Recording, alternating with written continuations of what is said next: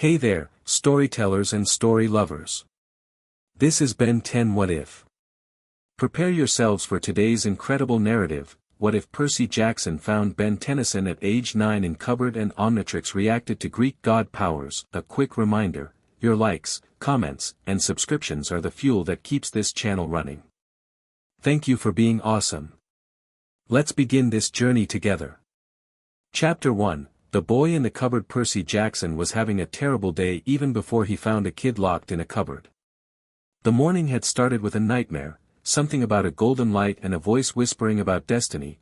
Then he'd nearly been expelled for flooding the boy's bathroom, not his fault, and now Chiron had sent him on some cryptic errand to New Jersey of all places.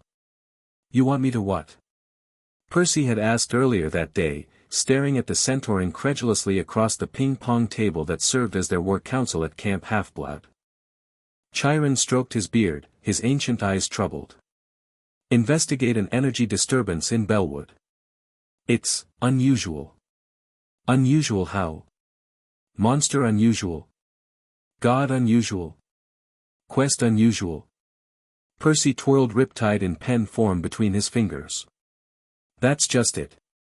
I don't know." Chiron's admission was rare enough to make Percy pay attention.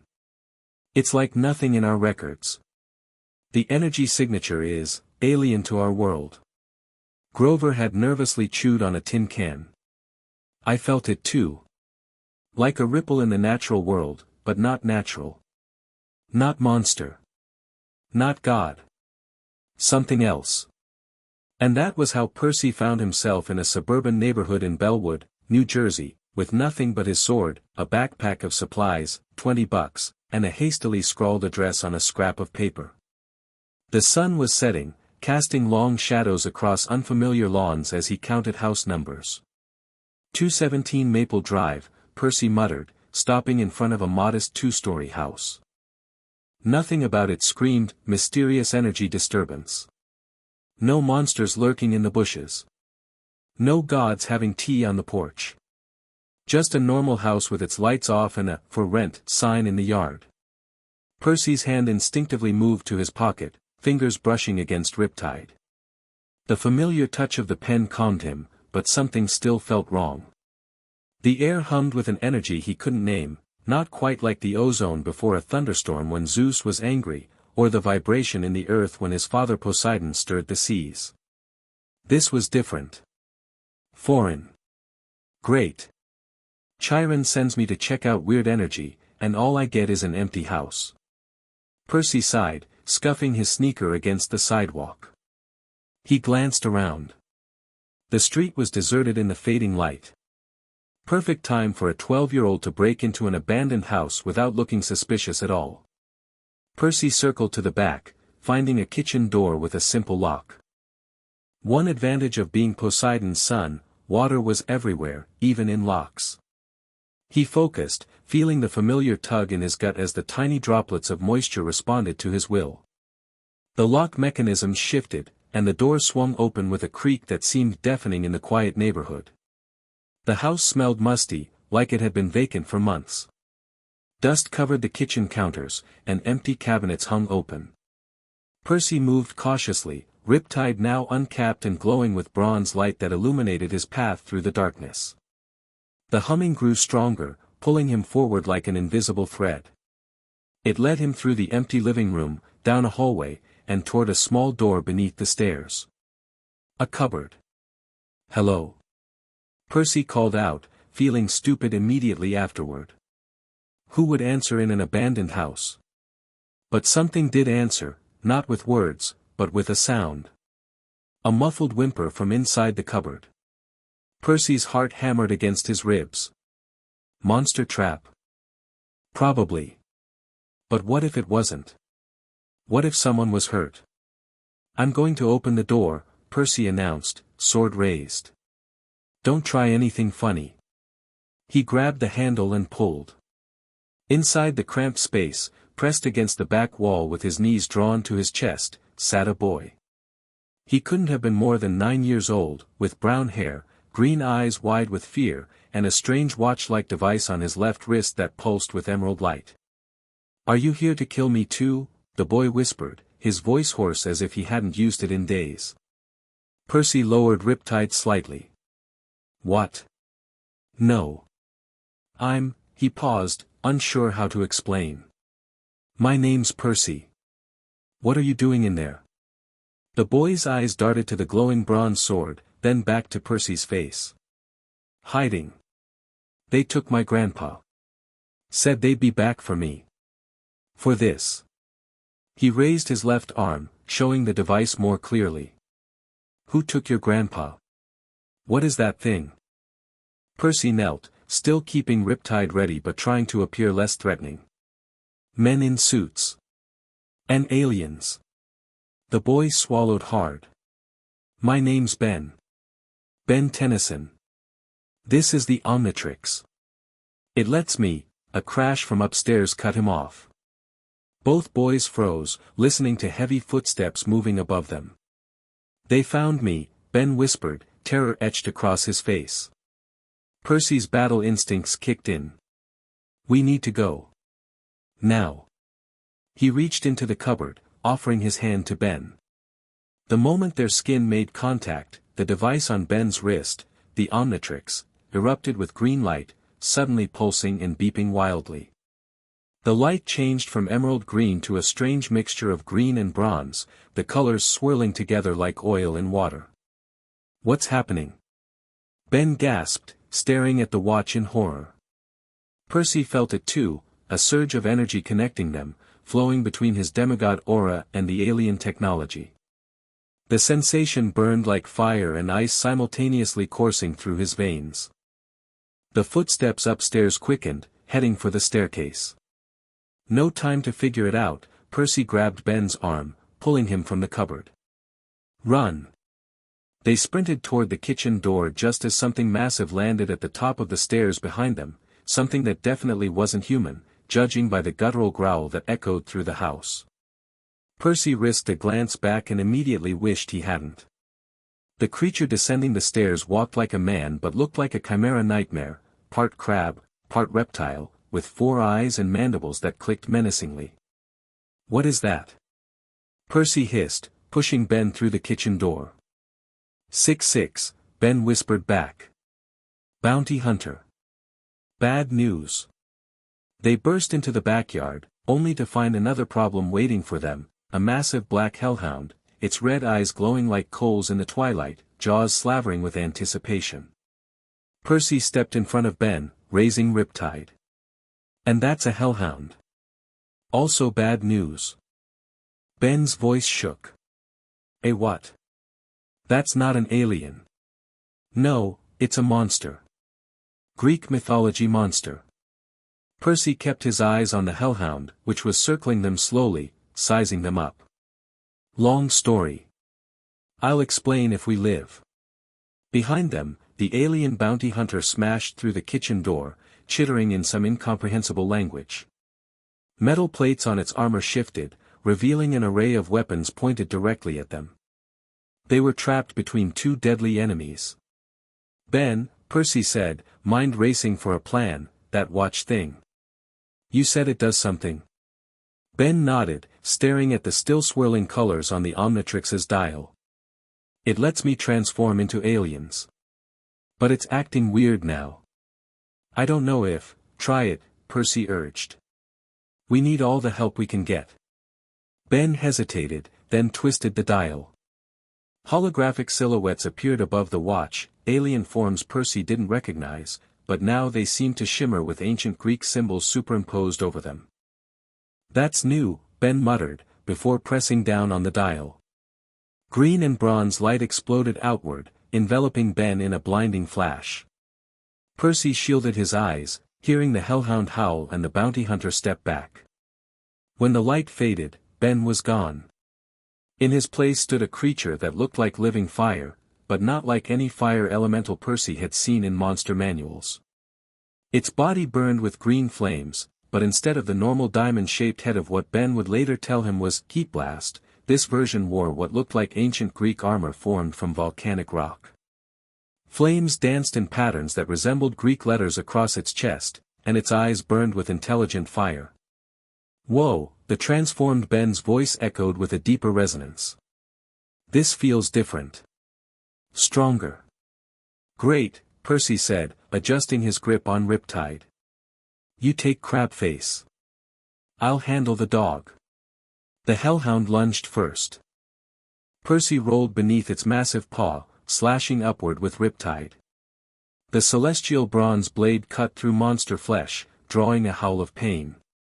The hellhound spun, faster than its size suggested possible, jaws snapping inches from Percy's face. Meanwhile, Ben's heat blast faced the alien bounty hunter. 6-6 fired a barrage of energy blasts, but Ben raised his hands instinctively, and instead of simply throwing fireballs, he created a shield of flames that solidified into something resembling a Greek hoplon shield. Percy! Ben called out, his voice excited despite their danger. This is like Heat Blast, but with super Greek fire powers. Greek fire? Percy ducked another hellhound swipe. Don't use that here. It'll burn everything. Too late.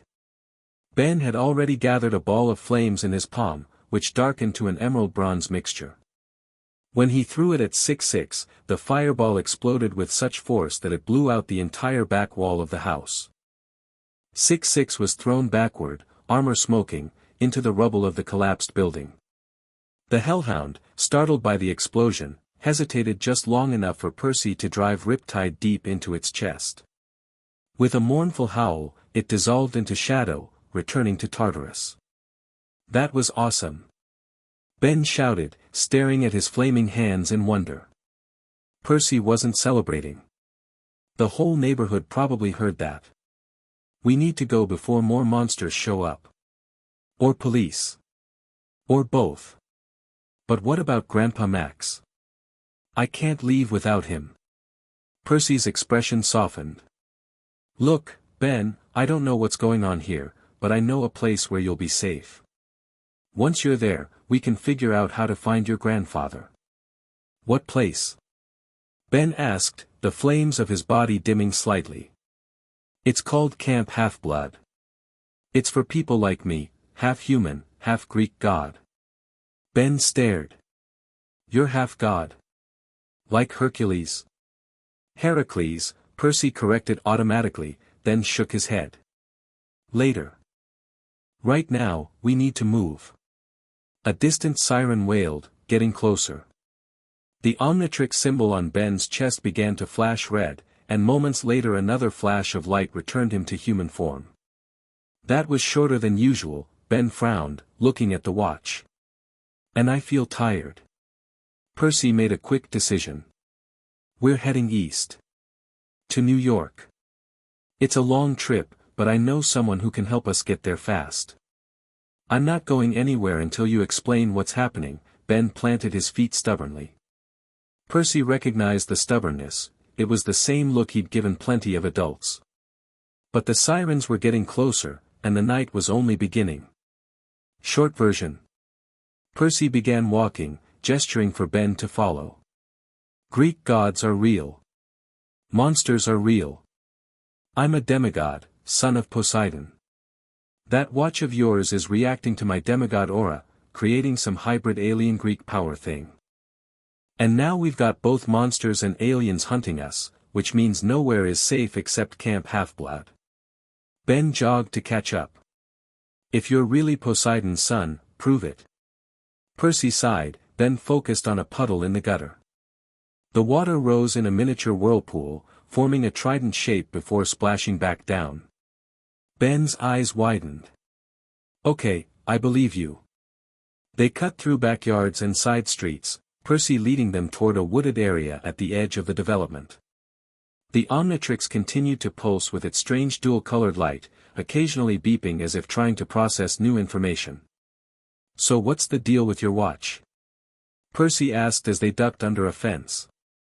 Ben explained about finding the Omnitrix in the woods, how it had attached itself to his wrist, and his summer traveling in an RV with his grandpa Max and cousin Gwen. How aliens had been hunting him for the device, and how everything had gone wrong 3 days ago when men in dark suits had ambushed them, taking his grandfather and Gwen. Grandpa told me to hide in that house. Said he'd come back for me, Ben's voice cracked. But he never did. Then that alien 6-6 found me yesterday, and I've been hiding in that cupboard ever since. Percy felt a pang of sympathy. He knew what it was like to be thrust into a world of danger, to lose people you cared about. We'll find your family, Ben. I promise. But first, we need to understand what's happening with the Omnitrix. They reached the edge of a small nature preserve. Percy led them down a trail until they found a creek, then followed it upstream to a secluded clearing. We'll rest here for a minute, Percy decided. Try using the watch again. I want to see what happens. Ben nodded, twisting the dial. The holographic display showed the same alien silhouettes, but now they all had Greek symbols and patterns overlaid on them. This one used to be XLR-8, Ben said, pointing to a velociraptor-like figure that now had winged sandals on its feet and a caduceus symbol on its chest. And this was 4 arms, but now he looks like he's wearing some kind of ancient armor. Percy leaned closer, fascinated despite himself. The symbols change depending on which alien you select. That's Hermes' symbol on the fast one. And the 4-armed guy has Ares' war helm. Who are Hermes and Ares? Gods. Hermes is the messenger god, known for speed. Ares is the god of war. Ben's face lit up with excitement. So the watch is, what, giving the aliens god powers? Or merging alien DNA with godly attributes, Percy speculated. Try the fast one. We need to cover ground quickly. Ben selected the XLR-8 form and pressed down. In a flash of green and bronze, he transformed into a sleeker version of the Velociraptor alien, but now with Greek bronze armor accents, winged sandals that floated just above its feet, and a helmet decorated with ancient symbols. This feels amazing. Ben's voice was faster, slightly echoing. Like I could run forever. Percy couldn't help but grin. Think you can carry me while you run? Ben nodded eagerly, scooping Percy up before he could protest. Where to? New York. Long Island. I'll guide you. Hold on tight. Percy barely had time to grip Ben's shoulders before they were off, moving at impossible speed. The world blurred around them as Ben raced through the forest, finding paths where none existed, leaping over obstacles with supernatural agility. The winged sandals left trails of light behind them, and Percy realized with amazement that they weren't just running on the ground, they were skimming just above it, almost flying. This is faster than the original XLR-8. Ben shouted over the rush of wind. And I'm not even tired. Percy had to close his eyes against the wind. Head northeast. Follow the highways but stay out of sight. Ben adjusted course, racing parallel to a highway Percy glimpsed through the trees. At this rate, they'd reach New York in no time. But their journey wouldn't be that simple. They had covered perhaps 20 miles when Percy felt it, a familiar cold sensation crawling up his spine, the demigod early warning system for nearby monsters. Ben, stop. Ben skidded to a halt so abruptly that Percy nearly flew over his shoulder. What's wrong? Ben asked, his reptilian face turning to Percy with concern. We're being followed, Percy uncapped Riptide, the sword extending to full length in his hand. Or hunted. They stood in a clearing beside a service road, hills rising on either side. Perfect ambush territory. Percy scanned their surroundings, trying to pinpoint the threat. Is it monsters or aliens? Ben whispered. Yes, Percy replied grimly as figures emerged from the darkness around them. From one side came 3 impausi, vampiric women with flaming hair, fangs, and mismatched legs, one bronze, one a donkey's hoof. From the other approached 2 more alien bounty hunters, one a hulking crystalline being, the other a floating mechanical sphere surrounded by smaller drones. Friends of yours? Percy asked, nodding toward the aliens. Tetrax and Krob, Ben confirmed. Bounty hunters. Definitely not friends.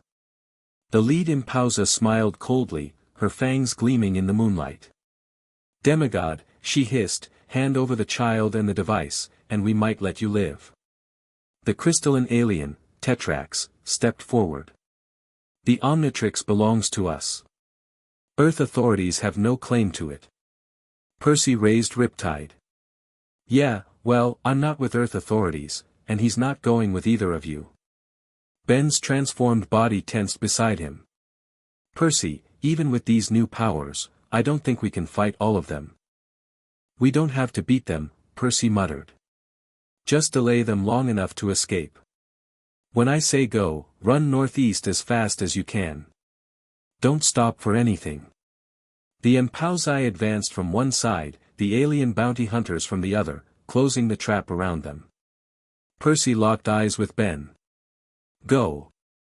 Ben hesitated for just a fraction of a second, enough time for Percy to slash at the nearest Impausa, driving her back with a hiss of pain as Riptide cut across her arm.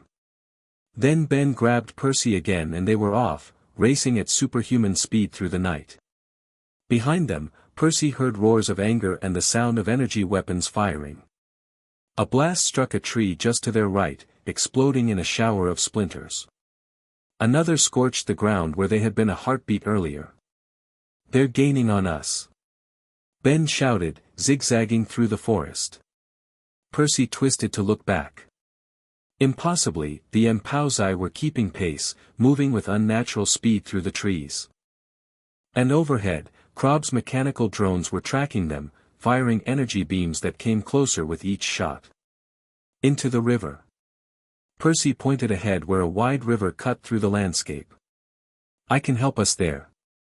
Ben changed course, racing toward the water. Just as they reached the riverbank, the Omnitrix symbol on his chest began flashing red. No, not now. Ben groaned, pushing himself even faster. They reached the water's edge just as the transformation gave out. In a flash of light, Ben returned to human form, stumbling forward with Percy still on his back. They both tumbled into the shallows of the river. Percy immediately felt strength flowing into him from the water. He stood, pulling Ben up beside him. Stay behind me. The Impausi and bounty hunters emerged from the trees, forming a half-circle around the riverbank, trapping them against the water. Nowhere to run now, the lead Impausa smiled, her flaming hair illuminating her cruel features. Percy closed his eyes briefly, feeling the river responding to his presence. The son of Poseidon in his domain. Ben, he said quietly, take a deep breath. Ben looked confused but nodded, filling his lungs. Percy raised his hands, and the river responded. A massive wall of water rose behind them, towering 20 feet high and stretching along the riverbank. The Impausi stepped back in alarm. The alien bounty hunters raised their weapons. With a shout, Percy brought the water crashing down, not on their enemies, but on himself and Ben, enveloping them in a powerful current that swept them downriver at incredible speed. Percy created a bubble of air around Ben's head, allowing the younger boy to breathe as they were carried away by the rushing water. The river carried them for miles, Percy guiding their course through the current, staying submerged to hide from aerial pursuit. Only when he was certain they had lost their hunters did he direct them toward the shore, the water gently depositing them on a muddy bank beneath a highway overpass. Ben gasped for air as they crawled onto land, soaking wet and shivering, except for Percy, who was perfectly dry. That, Ben panted, was both awesome and terrifying. Percy managed a tired grin. Water's my thing. Being a son of Poseidon has some perks. Ben wrung water from his shirt, looking at Percy with newfound respect. So those vampire ladies, they're Greek monsters too. Impausi. Yeah. Percy glanced around, getting his bearings. We're in Pennsylvania now. Still a ways from New York. The Omnitrix on Ben's wrist had stopped flashing and now glowed with a steady green-bronze light. Ben tapped it experimentally. It's recharging, but faster than usual. Maybe your water powers helped. Percy shrugged. Maybe. Or maybe it's adapting to whatever's happening between your alien tech and my demigod stuff. They found shelter under the overpass, and Percy gathered some relatively dry cardboard and newspaper to make a makeshift sitting area. The rumble of occasional traffic overhead provided background noise as they rested.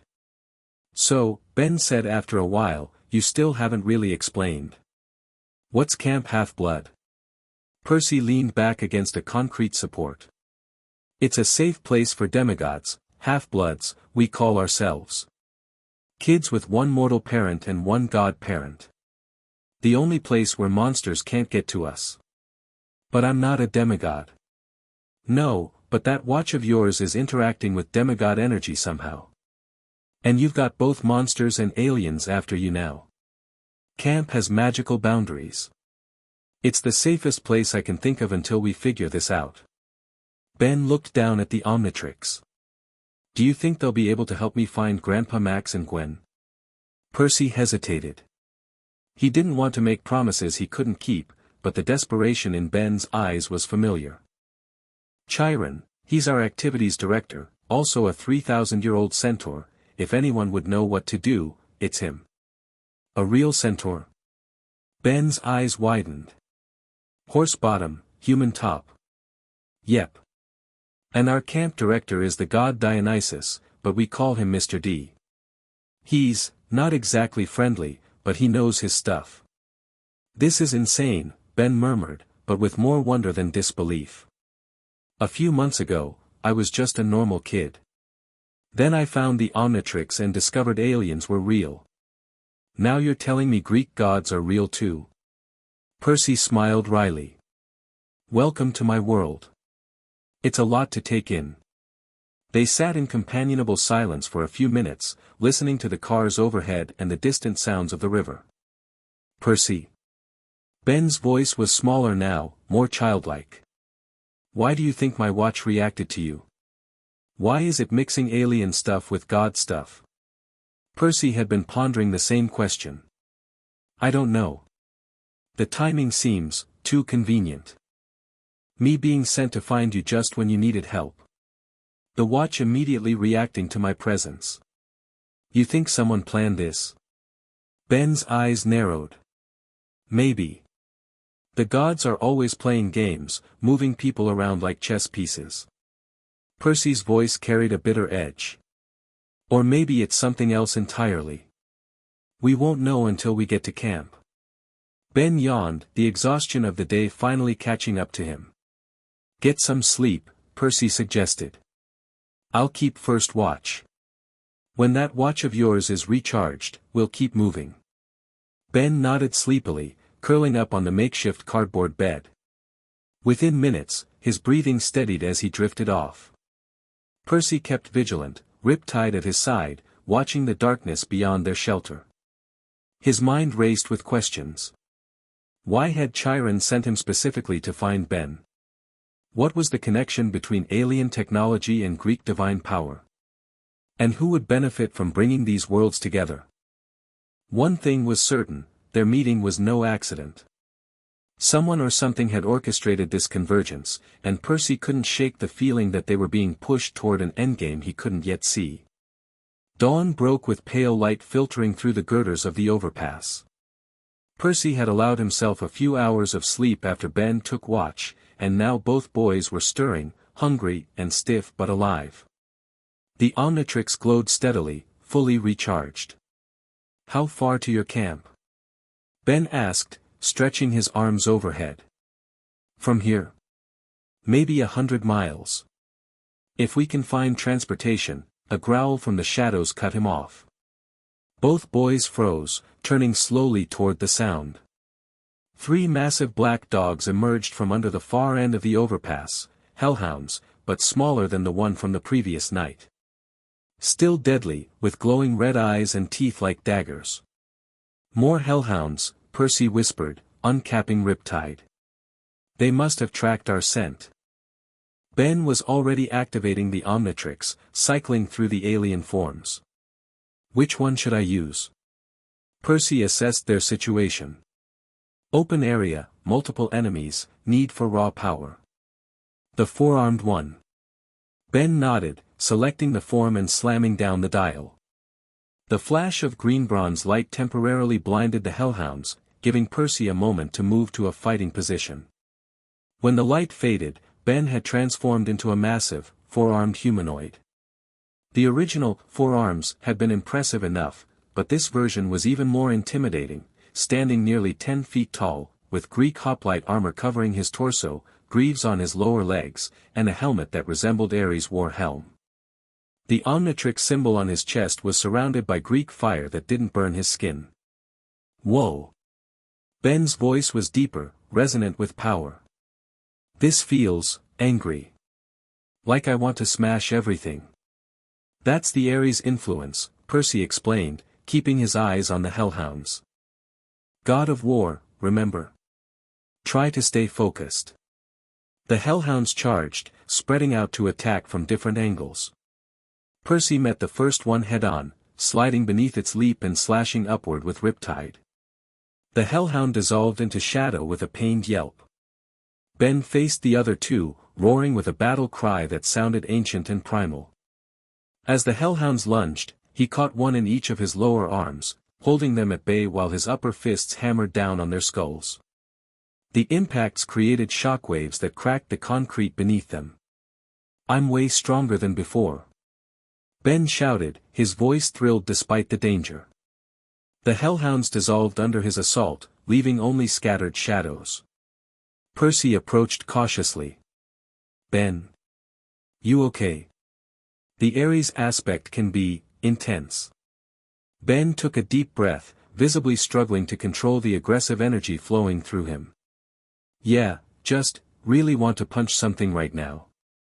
Focus that energy on getting us to camp, Percy suggested. Think you can carry us both again? Ben nodded, still breathing heavily. He knelt, allowing Percy to climb onto his back, between the massive shoulder blades. Hold tight, Ben warned, and then they were off, bounding in huge leaps that carried them hundreds of feet at a time. Each landing cracked the earth beneath them, but Ben's powerful legs immediately launched them forward again. They traveled cross-country, avoiding highways and towns where possible. Percy directed from his perch, occasionally checking their heading against the rising sun. This form wasn't as fast as the XLR-8 hybrid, but its raw power allowed them to cover ground quickly, smashing through obstacles rather than going around them. After nearly an hour of travel, they paused at the edge of a forest overlooking a small town. Ben's transformation gave out, returning him to human form, and he collapsed onto the grass, breathing hard. That takes a lot out of me, he gasped. The watch usually times out after a few minutes, but these hybrid forms last longer. They're also more draining. Percy handed him a squashed protein bar from his backpack. We're making good time. That's the Hudson River in the distance. Once we cross it, we're in New York State. Camp Half-Blood is on Long Island. Ben devoured the protein bar, looking thoughtful. Percy, there's something I don't understand. If the Greek gods are real, why doesn't everybody know about them? Percy sat beside him, keeping watch as they rested. The mist. It's a magical veil that prevents most mortals from seeing our world. When they see a monster or a god or even demigods using powers, their minds translate it into something they can understand. Like a filter? Ben asked. Exactly. A hellhound might look like a big dog to them. A sword fight might look like kids with baseball bats. Ben glanced at the Omnitrix. What about alien stuff? Does this mist hide that too? Percy frowned. I don't know. This is all new territory. Aliens weren't exactly covered in ancient Greek class at camp. So when I turn into an alien, normal people might see, what? Good question. Maybe a kid in a costume? Or nothing unusual at all? Percy shrugged. We can test it when we reach civilization again. The Omnitrix beeped, indicating it had recharged. Ben stood, brushing grass from his clothes. Ready for another run? Actually, Percy pointed toward the town below, we should try to find some real transportation. And food. Running and swimming across the country works in emergencies, but we need to conserve your watch power. We don't know what's waiting for us ahead. They made their way down to the town, which turned out to be a small commuter community with a train station. Percy had limited cash, but enough for 2 tickets on the next train to Manhattan. Before entering the station, Ben tested a theory by transforming into the Greek-enhanced XLR-8 form briefly in view of a few passers-by. The results were fascinating. Some people simply looked confused, as if they couldn't quite focus on Ben. Others seemed to see a kid on a skateboard moving quickly. The mist was clearly affecting perceptions, but inconsistently, perhaps because of the alien/divine hybrid nature of the transformation. On the train, both boys tried to rest, though Percy remained vigilant. Every passenger was a potential threat, could be a monster in disguise, an alien hunter, or even a god observing them. Ben fell asleep against the window, exhausted from the constant transformations and the emotional toll of the past few days. Percy watched the younger boy with a mix of concern and admiration. At 9 years old, Ben had already faced dangers most people couldn't imagine, yet maintained an optimism and courage that reminded Percy of himself when he'd first discovered his heritage. Different circumstances, similar journey. The train pulled into Penn Station by late morning. Percy gently shook Ben awake. "We're in Manhattan," he explained as Ben rubbed his eyes. "We'll need to catch another train out to Long Island, but first, let's get some food." They found a fast food restaurant where Percy spent most of his remaining money on burgers, fries, and shakes. Ben ate ravenously, as if making up for days of hunger. "So what's your story?" Ben asked between bites. "How'd you find out you were a demigod?" Percy gave him the condensed version, the years of strange incidents, being attacked by his math teacher who turned out to be a fury, learning his best friend Grover was actually a satyr, and finally arriving at Camp Half-Blood where he was claimed by Poseidon. "That's messed up," Ben commented. "At least I chose to put on the Omnitrix. You didn't get to choose being a demigod." Percy smiled wryly. "Nobody chooses their parents. What about your mom? Is she okay with all this?" A shadow crossed Percy's face. "She knew what she was getting into with my dad. She's the strongest person I know, puts up with a lot to keep me safe. Her new husband, Paul, he's a good guy. Knows about the demigod stuff. My parents don't know about the Omnitrix," Ben admitted. "Grandpa Max thought it was better that way. Safer for them." Percy nodded understanding. "Sometimes knowing puts people in more danger." They finished eating and headed toward the Long Island Railroad terminal. As they walked through the crowded station, Percy suddenly tensed. Demigod instincts again, danger nearby. "Ben," he said quietly, "don't look around suddenly, but I think we're being watched." Ben stiffened beside him. "Monsters or aliens?" "Not sure. Just keep walking normally." They continued toward the ticket counters, Percy scanning their surroundings without being obvious about it. There, by the information booth, a tall woman in a business suit, staring directly at them with unnatural stillness. And near the exits, 2 men with identical crew cuts and dark glasses, moving with the mechanical precision that screamed, "Not human." "We've got company," Percy murmured. 3 o'clock and 9 o'clock. Ben glanced at the Omnitrix. "It's recharged." "What's the plan?" "We need to get to Long Island. The camp's protective barriers will keep them out."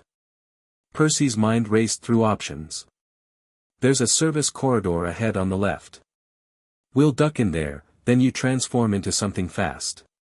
We make a break for it." They casually altered course, moving toward the maintenance corridor.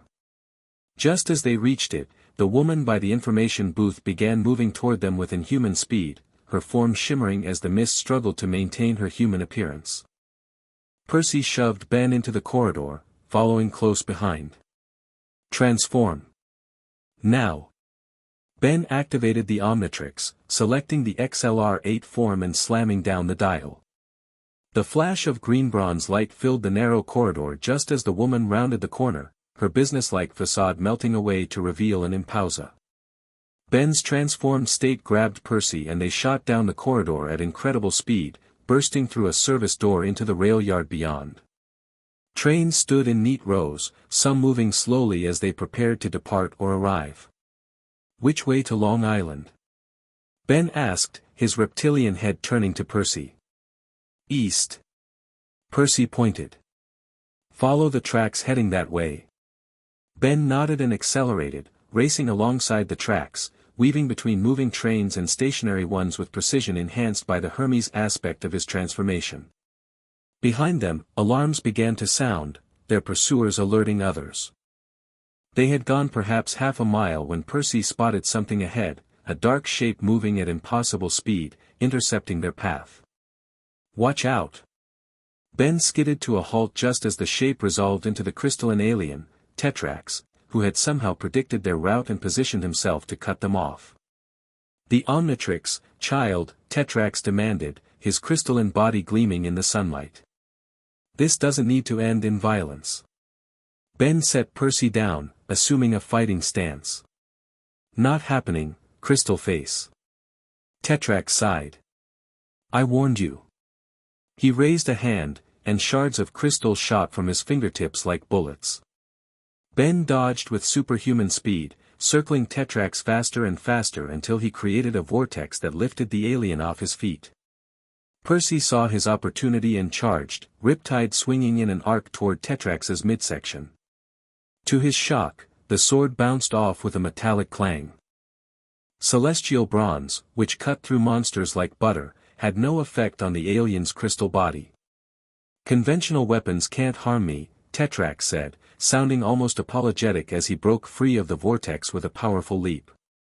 He landed behind Percy, a crystal blade extending from his arm. "Stand down, both of you." From the direction of the station, Percy could see the two crew-cut men approaching, their movements too synchronized to be human. And from another direction came the Impausa, her true form now visible, mismatched legs carrying her at frightening speed. "We're surrounded," Percy realized. Ben's reptilian face showed determination. "Not for long." He tapped the Omnitrix symbol on his chest, and to Percy's surprise, it triggered another transformation without timing out first. The green bronze light engulfed Ben again, and when it faded, he had transformed into a new hybrid form, a ghostly, phantom-like creature with a Greek theater mask for a face, its body wrapped in robes reminiscent of the underworld. Spectral chains hung from its wrists and ankles. "Ghost freak," Ben's voice echoed hollowly, but with, "I don't know. Hades vibes." The Impausa reached them first, hissing as she recognized the underworld symbolism in Ben's new form. "Impossible. No demigod commands Hades' domain." "I'm not a demigod," Ben replied, his spectral hand reaching out. The chains on his wrist extended like living things, wrapping around the Impausa. Where they touched, her form began to dissolve, not into the usual golden dust of destroyed monsters, but into shadows that Ben's form seemed to absorb. "Percy!" Ben called, his voice strained. "I can feel her life force. It's feeding me somehow." Percy had no time to process this disturbing development.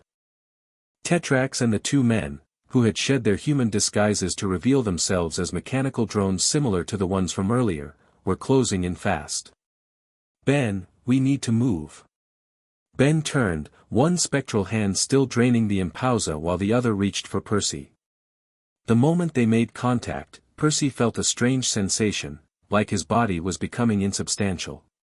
"Hold on," Ben warned, and then they both sank through the concrete beneath their feet. Percy experienced a moment of blind panic as darkness enveloped them, but Ben's grip remained firm as they phased through solid matter. It felt like moving through cold molasses, the pressure uncomfortable but not painful. Then they were emerging on the other side, in a tunnel beneath the rail yard. Ben released Percy, who stumbled, disoriented from the experience. What just happened?"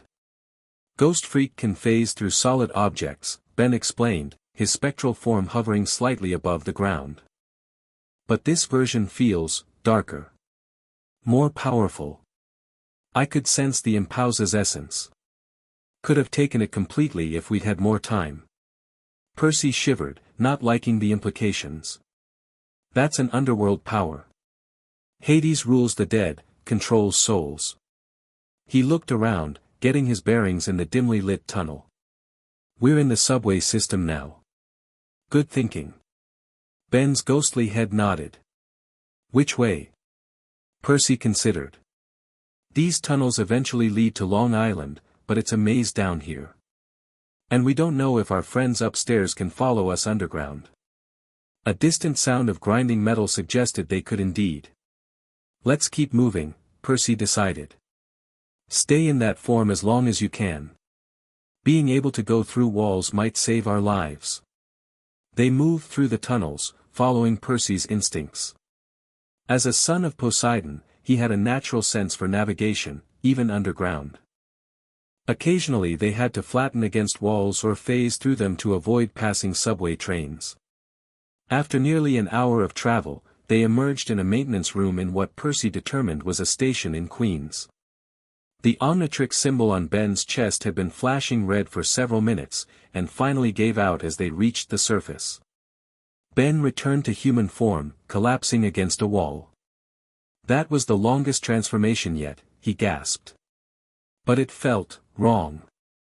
Like something was trying to take over. Percy looked concerned. The ghost freak alien was merging with underworld energy. That's dangerous stuff, Ben. Souls, death, shadows, not powers to mess with lightly. Ben nodded solemnly. I felt it. Something dark, reaching through me. He shuddered. Let's not use that one again unless we absolutely have to. They found their way out of the maintenance room and onto a platform. Percy's limited money bought them tickets on the next train heading east toward Long Island. Both were tense, expecting their pursuers to appear at any moment, but the train departed without incident. As they crossed into Suffolk County, Percy began to relax slightly. We're getting close. Camp Half-Blood is in a place called Farm Road 3.141, near Montauk. Ben managed a tired smile. Pie. Cute. Percy raised an eyebrow. You know about pie? I'm 9, not stupid, Ben retorted. Plus my cousin Gwen never shuts up about math stuff. The light-hearted moment was brief. As their train pulled into a small station surrounded by woodlands, Percy spotted dark shapes moving between the trees, too large to be deer, too purposeful to be harmless. We've got company again, he muttered. They've figured out where we're headed. Ben glanced at the Omnitrix. Still recharging. How far to the camp? About 3 miles through those woods, Percy pointed as they disembarked. But we'll have to run the gauntlet. They set off at a jog, entering the forest with Percy in the lead. He kept Riptide ready, watching for movement among the trees. The shadows seemed to deepen around them, though it was still afternoon. What happens when we reach this camp? Ben asked as they ran. Will they let me in? I'm not a demigod. Percy had been wondering the same thing. The barriers keep out monsters and mortals who aren't invited.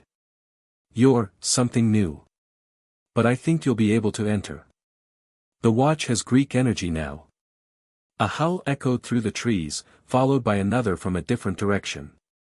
Hellhounds, Percy identified grimly. At least 3. The Omnitrix beeped, indicating it had recharged. Ben looked at Percy questioningly. Save it, Percy advised. We might need it at a crucial moment. We're getting close. They continued through the forest, the sounds of pursuit growing closer. Percy led them down a ravine, across a shallow stream, where he took a moment to draw power from the water, and up a steep hill. At the crest, he stopped abruptly, pointing ahead. There. See that pine tree on the tallest hill? That's Talia's pine. It marks the boundary of camp. If we can reach it, we're safe. Ben squinted. That's still pretty far. And there are definitely things moving between us and there. He was right. Dark shapes were converging from both sides, forming a loose semicircle between them and their destination. Hellhounds prowled alongside the mechanical drones they had encountered earlier. And standing directly in their path, waiting, was the crystalline alien Tetrax. "End of the line, children," Tetrax called. "The Omnitrix, please. Then you can go your separate ways." Percy raised Riptide. "Not happening." Ben activated the Omnitrix, cycling through the alien forms. "Which one?" Percy assessed their situation. "Multiple enemies, need to break through a blockade, reach a destination. Something with raw power." "The four-armed one again." Ben nodded, selecting the form and transforming. The Ares-enhanced forearms emerged from the green bronze light, towering and battle-ready. Greek fire danced along the armor plates covering his massive forearms. "Let's do this." Ben roared, the influence of Ares clearly affecting his personality again. Without waiting for Percy, he charged directly at Tetrax, the ground shaking with each massive footfall. Percy cursed and followed, slashing at the nearest hellhound as it leaped toward him. The blade connected, dissolving the monster instantly. Another took its place, and Percy rolled beneath its pounce, coming up with a thrust that caught it in the belly. Meanwhile, Ben engaged Tetrax in a brutal contest of strength. The crystalline alien was powerful, but the Ares-enhanced forearms was a juggernaut, each punch creating shockwaves that cracked the earth and splintered nearby trees. Tetrax formed crystal shields to block the onslaught, but they shattered under Ben's relentless assault. "Your connection to the Greek energies has made you stronger," Tetrax acknowledged, voice strained as he blocked another earth-shattering punch. "But you lack control." "Don't need control." Ben bellowed. "Just need to smash you." Percy dispatched another hellhound, then found himself surrounded by 3 mechanical drones. They fired energy blasts that he barely avoided, the heat searing the air inches from his face. He needed water, his element, his power source. Then he remembered the stream they had crossed. With a desperate focus, Percy reached out with his senses, feeling for the water below. It responded, a tendril of liquid rising from the ravine like a serpent, following his mental command. The water whipped around him, forming a protective shield that absorbed the next volley of energy blasts, then lashed out at the drones, short-circuiting their systems in bursts of electricity. "Ben!" Percy shouted. "We need to move. Head for the pine tree." Ben had Tetrax pinned against a boulder, 2 massive hands holding the alien while the other 2 hammered blows against his crystalline form. At Percy's shout, he hesitated, the battle lust of Ares momentarily challenged by reason. In that instant, Tetrax made his move. Crystal shards erupted from his body in all directions, forcing Ben to release him and stagger back, the shards embedding in his tough hide. "Percy!" Ben called, pain evident even through the transformation's rage. "I can't." More hellhounds emerged from the forest, at least 6 of them, cutting off their path to the pine tree. And behind them came a new threat, the Impausa from Penn Station, now accompanied by 2 more of her kind. They were surrounded, outnumbered, and running out of options. Percy fought his way to Ben's side, water swirling around him like a living shield. "We need to make a break for it. Straight run to the pine tree. I'll clear a path with water, you follow and keep everything off our backs." Ben nodded, grimacing as he pulled crystal shards from his arms. "On your mark." Percy gathered the water around him, feeling the familiar tug in his gut as he prepared to unleash its full power. The hellhound sensed his intention and began closing the circle, teeth bared, ready to pounce. "Now!" Percy thrust his hands forward, and the water exploded outward in a concentrated jet that smashed through the line of hellhounds, clearing a direct path to the pine tree. He sprinted forward, Ben right behind him, the transformed boy swatting aside any creature that attempted to intercept them. They were halfway to the boundary when Percy heard Ben grunt in pain. He glanced back to see an energy blast had struck Ben in the leg, causing him to stumble. More blasts followed from Tetrax and the remaining drones, peppering Ben's massive form. "Keep going!" Ben shouted, turning to face their pursuers. "I'll hold them off." Percy hesitated for just a moment. Then, to Ben's surprise, he ran back, dodging between Ben's legs to face the oncoming threats. "We both make it, or neither of us does. That's how it works with friends." Ben looked down at Percy, and even through the alien features, Percy could see the 9-year-old boy's gratitude and determination. "Then let's both make it," Ben decided. He scooped Percy up with one arm and held him against his armored chest. With his remaining 3 arms, Ben began literally tearing up the earth, creating a barricade of soil and uprooted trees between them and their pursuers. The temporary barrier wouldn't hold for long, but it bought them precious seconds. Ben turned and ran for the pine tree, each massive stride covering yards of ground despite his injured leg. The boundaries of Camp Half-Blood were now clearly visible to Percy, a shimmering golden barrier surrounding the valley beyond the pine tree. Their pursuers broke through the earthen barricade, howling with rage as they saw their quarry escaping. Energy blasts and crystal shards rained around them, some striking Ben's back and shoulders, but he didn't slow. With a final, desperate leap, Ben cleared the last 20 yards, crashing through the boundary with Percy still clutched protectively against his chest. They tumbled down the far side of the hill, Ben's transformation giving out in a flash of light as they rolled to a stop at the bottom. Percy sat up first, dazed but unhurt. He looked back toward the boundary and saw their pursuers gathered at the invisible line, unable to cross. Tetrax stood at the forefront, his crystalline face unreadable, but his posture conveying frustration. "We made it," Percy breathed. "You made it. The barrier accepted you." Ben groaned, pushing himself to a sitting position. The 9-year-old boy looked utterly exhausted, covered in dirt and scrapes, but very much alive. "Your camp has a great security system." Percy laughed, the relief making him almost giddy. "Yeah, well, when you're protecting demigods from monsters, you need good fences." In the valley below, figures were already running toward them, campers and satyrs alerted by the commotion.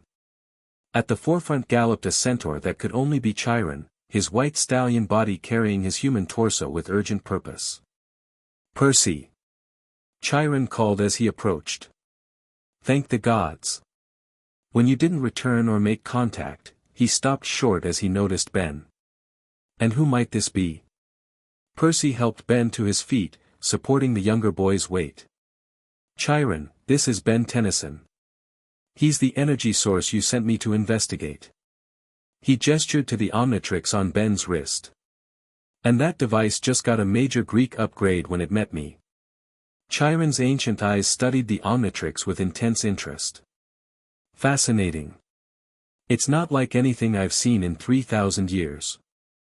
He looked at the exhausted boys. "But explanations can wait. You both need medical attention and rest." As they made their way down to the camp proper, Ben looked around in wonder at the Greek-style buildings, the training arenas, the strawberry fields, and the Pegasi flying overhead.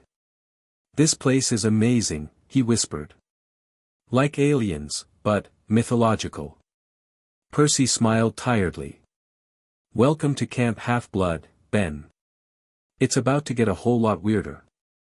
From the hill behind them, Tetrax watched through the barrier, a communicator in his hand.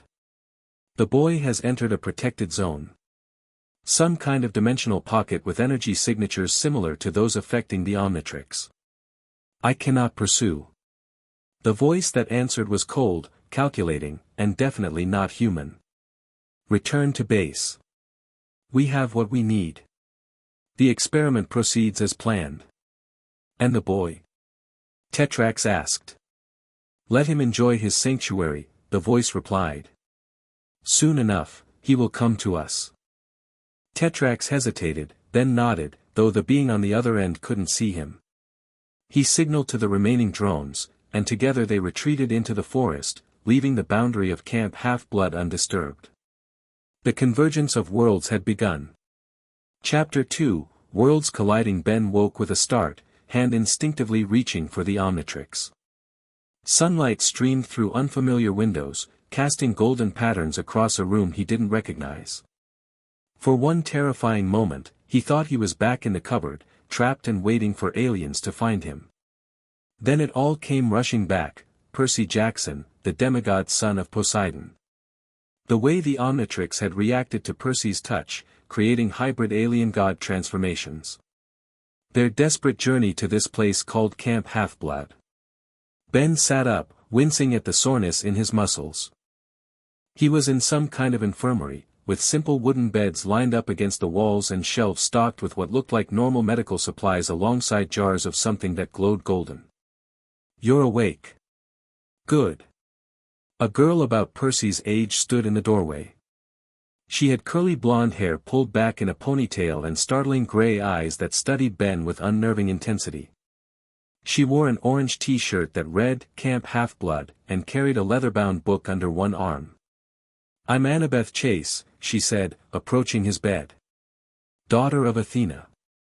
Percy told us about you, but I wanted to see for myself." Ben instinctively covered the Omnitrix with his other hand. "Where's Percy?" "Reporting to Chiron. He's fine." Annabeth sat on the edge of the bed next to his. "That's quite a device you have there." "It's called the Omnitrix," Ben said cautiously. "It lets me transform into aliens." "So Percy explained.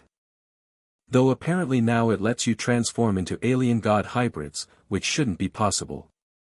Her gray eyes narrowed. "May I see it?" Ben hesitated, then slowly extended his arm. The Omnitrix glowed with its now familiar green and bronze light, the colors swirling together like oil and water that refused to mix. Annabeth leaned closer, examining but not touching. "Fascinating. The celestial bronze coloration suggests divine energy integration, but the mechanism itself, it's not Greek. Not of our world at all. Percy said you guys deal with Greek mythology stuff. Gods and monsters." Annabeth smiled thinly. "Not mythology. Reality. The Greek gods are real, their children are real, I'm one of them, and unfortunately, the monsters are very real too." She straightened up. "But aliens? That's new territory, even for us." The door opened again, and Percy walked in with a tray of food, pancakes, eggs, and a glass of something that looked like apple juice but glowed faintly. "Hey, you're up." Percy grinned. "Brought you breakfast. Camp food is seriously the best." Ben's stomach growled loudly in response, and he suddenly realized he was starving. Percy set the tray on his lap, and Ben dug in immediately. "Chiron wants to see us both when you're done eating," Percy said, sitting down beside Annabeth. "The whole camp is buzzing about you, by the way. Not every day we get a kid with alien superpowers." "What did Chiron say?" Annabeth asked. Percy's expression grew more serious. "He's concerned. Says the timing isn't coincidental, me being sent to find Ben just when he needed help, the Omnitrix reacting to demigod energy. He thinks someone orchestrated it." Ben paused mid-bite. "Like who?" "The guys who took my grandpa." "Maybe." Percy glanced at Annabeth. "We need a quest. To find Ben's family and figure out what's going on with the Omnitrix." Annabeth's gray eyes darkened. "A quest involving alien technology? Percy, this goes beyond our usual territory. We're dealing with forces outside the Greek pantheon." "Not entirely outside," Ben pointed to the Omnitrix. "This thing is merging alien stuff with your god stuff. It's both worlds now." He took a sip of the glowing juice and nearly spit it out. "Whoa! What is this?" "Nectar," Percy explained. "Drink of the gods. Heals demigods, but too much will burn mortals to ash. I wasn't sure if you should have it, but Chiron thought a small amount would be safe, especially since the Omnitrix seems to have given you some connection to our world." Ben stared at the glass. "And you gave it to me without warning?" "If it was going to hurt you, it would have done it with the first sip," Annabeth said matter-of-factly. "But you're fine, which is another interesting data point." Ben finished eating quickly, eager to explore the camp he'd only glimpsed before exhaustion had claimed him. Percy loaned him a Camp Half-Blood t-shirt that was too large but better than his dirty clothes. As they exited the infirmary, Ben stopped in his tracks, mouth falling open at the view before him. The valley spread out in morning sunlight, a glistening blue lake, green fields where Pegasi grazed, an amphitheater, a climbing wall that appeared to be spewing actual lava, and a circle of cabins arranged around a central hearth. "Welcome to Camp Half-Blood," Percy said with a smile. "Home away from home for demigods." "This is incredible," Ben breathed. "Even better than when I first saw the rust bucket." "The what?" Annabeth asked. "My grandpa's RV. We were traveling in it all summer before." His voice trailed off, the memory of his grandfather's capture still raw. Percy put a hand on his shoulder. "We're going to find them, Ben. I promise." They made their way across the camp, drawing curious stares from other campers. Ben noticed that many of them looked like normal kids, but others had distinctly unusual features, eyes with too many colors, hair that seemed to move on its own, unnatural strength or grace. "Everyone here is a demigod?" Ben asked. "Most," Percy replied. "Some are satyrs, like Grover, my best friend. Half human, half goat. And there are nymphs and other nature spirits too." As if on cue, a teenage boy with curly hair, a wispy beard, and, Ben blinked in surprise, goat legs from the waist down trotted up to them. "Percy. Thank Pan you're okay." The satyr embraced Percy, then turned curious eyes to Ben. "So this is the alien kid?" "Ben, this is Grover Underwood," Percy introduced. "Satyr, Lord of the Wild, and finder of Pan." "Lord of the what?" Ben asked, staring at Grover's hooves. "Long story," Grover bleated nervously. "But man, I can sense something weird about you. Your life force is fluctuating. It's like you're partly connected to nature but also to something else entirely." "The Omnitrix," Ben held up his wrist. "It's been acting weird ever since I met Percy." "We're headed to see Chiron now," Annabeth interjected. "He's at the big house." They continued toward a 4-story blue farmhouse at the edge of the valley. On the wraparound porch, a centaur waited for them, white stallion body supporting the torso of a middle-aged man with a scruffy beard and ancient eyes.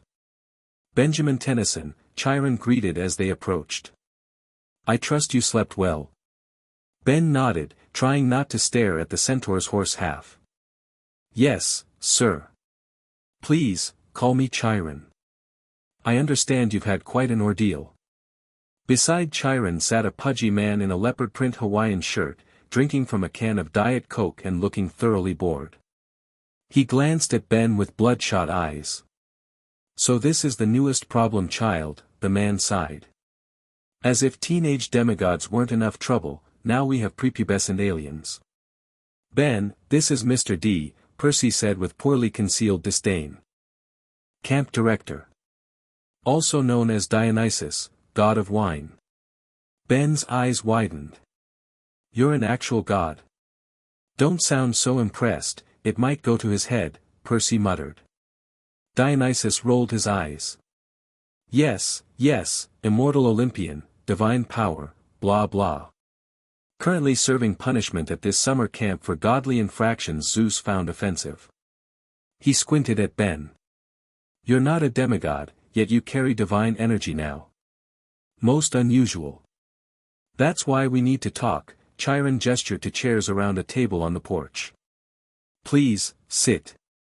Once they were all seated, Ben recounted his story, finding the Omnitrix, his summer with Grandpa Max and Cousin Gwen, the aliens who'd been hunting him, and finally, the men in suits who'd taken his family. "These men," Chiron asked, "did they identify themselves?" Ben shook his head.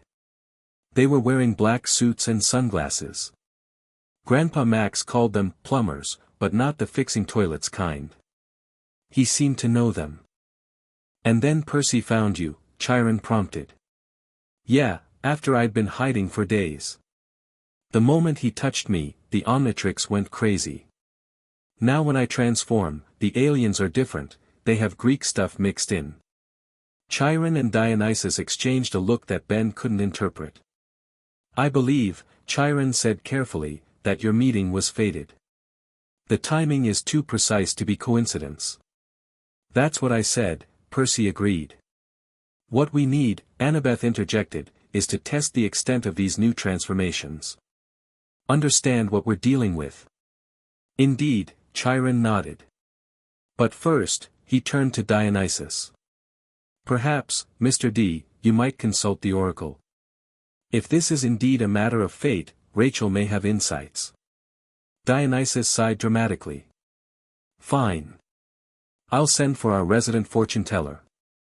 He snapped his fingers, and a moment later, a girl with frizzy red hair and paint-splattered jeans came jogging up to the big house. You summoned, oh great camp director? She asked with cheerful sarcasm. Rachel, Percy greeted with a smile. This is Ben. Ben, this is Rachel Elizabeth Dare, our oracle. Oracle? Ben echoed. I speak prophecies, Rachel explained, sitting down next to him. Sometimes. When the spirit of Delphi feels like it. Mostly I'm just a normal mortal who can see through the mist. Ben blinked. The what? The mist, Percy explained. It's this magical veil that prevents most mortals from seeing monsters, gods, magic, our world, basically. Like my ghost freak form on the train, Ben realized. Some people saw something different. Exactly, Annabeth nodded. But Rachel here is clear-sighted. She sees everything as it truly is. Rachel was staring at the Omnitrix with fascination. That's weird. I can see something swirling around it, like green and gold energy fighting for dominance. She looked up at Ben. May I? Ben extended his arm cautiously, and Rachel hovered her hand over the Omnitrix without touching it. Suddenly, her body went rigid. Her eyes began to glow green, not the emerald green of the Omnitrix, but an eerie, misty green that seemed to pour from her eyes like smoke. Rachel? Percy jumped to his feet, but Chiron held up a restraining hand. The spirit speaks, the centaur said quietly. When Rachel spoke, her voice was tripled, as if three Rachels were speaking in eerie harmony, child of stars and child of sea, bound by power not meant to be, when worlds collide and fates entwine, the cosmic balance hangs by line. 10 Become one with ancient might, to face the darkness, bring the light. What once was sundered shall merge again, through sacrifice of God and alien.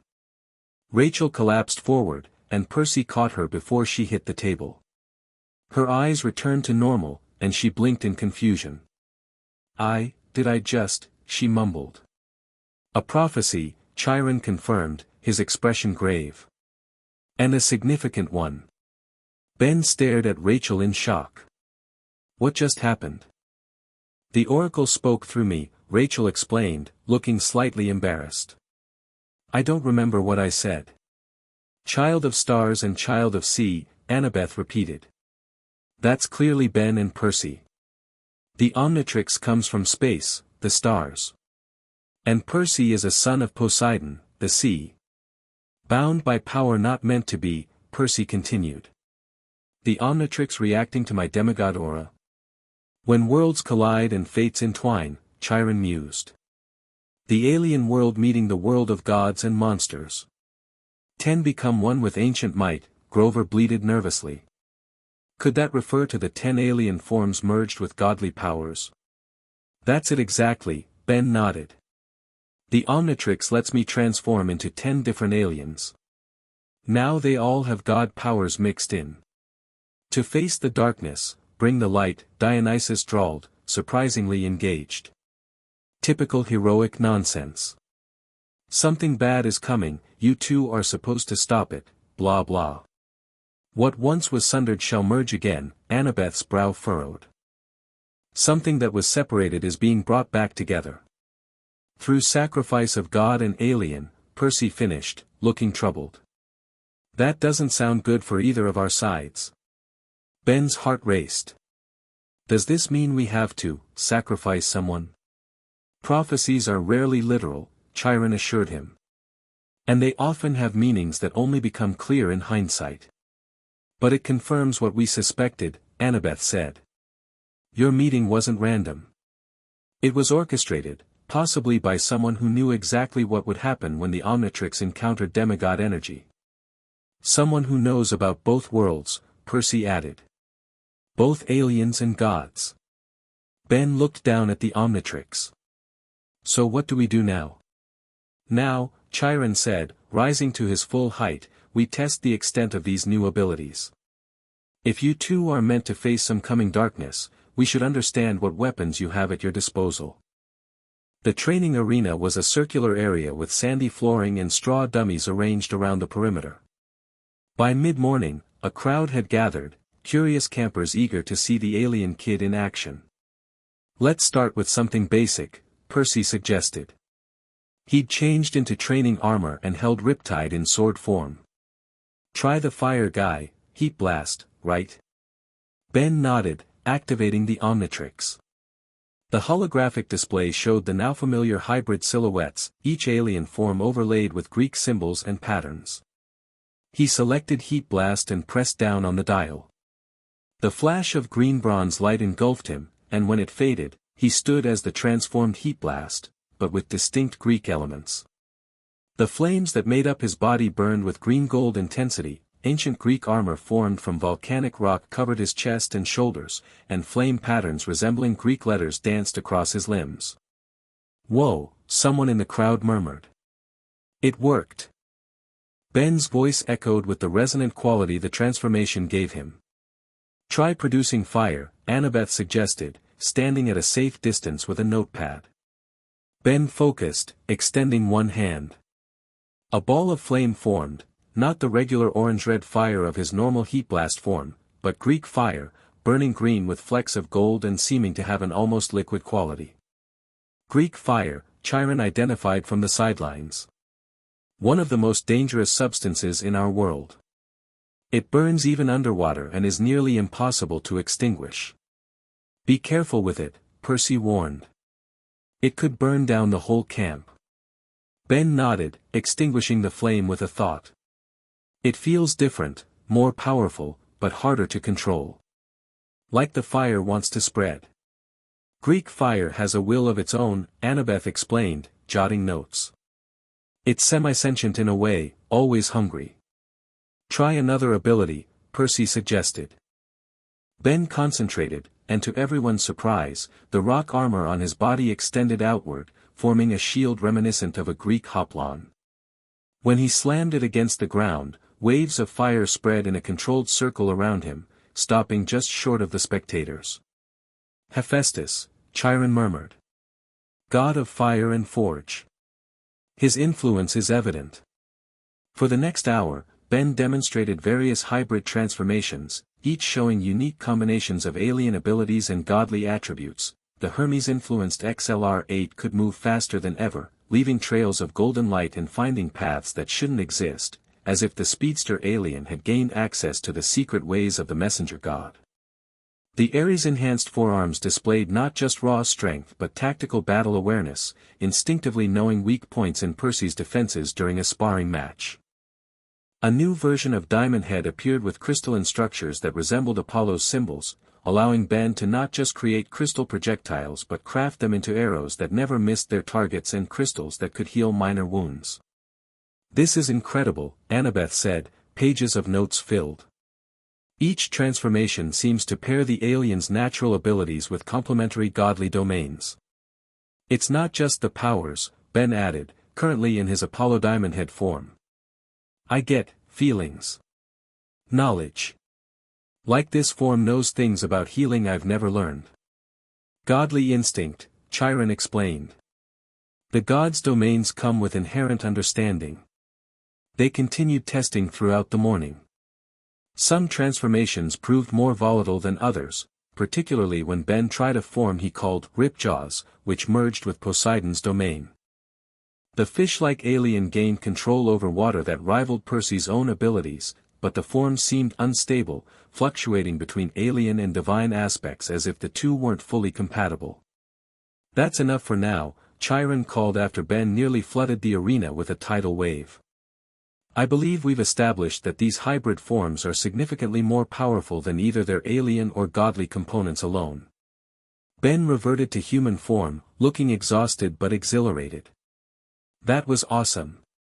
I never knew Ripjaws could do that water control thing." "He couldn't," Percy pointed out, wringing water from his shirt. "That's my dad's power you're tapping into." "But the question remains," Annabeth said, reviewing her notes, "why is this happening? What purpose does merging alien DNA with godly attributes serve? And who orchestrated it?" Chiron added gravely. Before anyone could theorize further, a conch horn sounded across the camp, 3 short blasts that made the gathered demigods tense immediately. "That's the alarm," Percy explained, uncapping Riptide again. "The camp's under attack." Ben's eyes widened. "Already?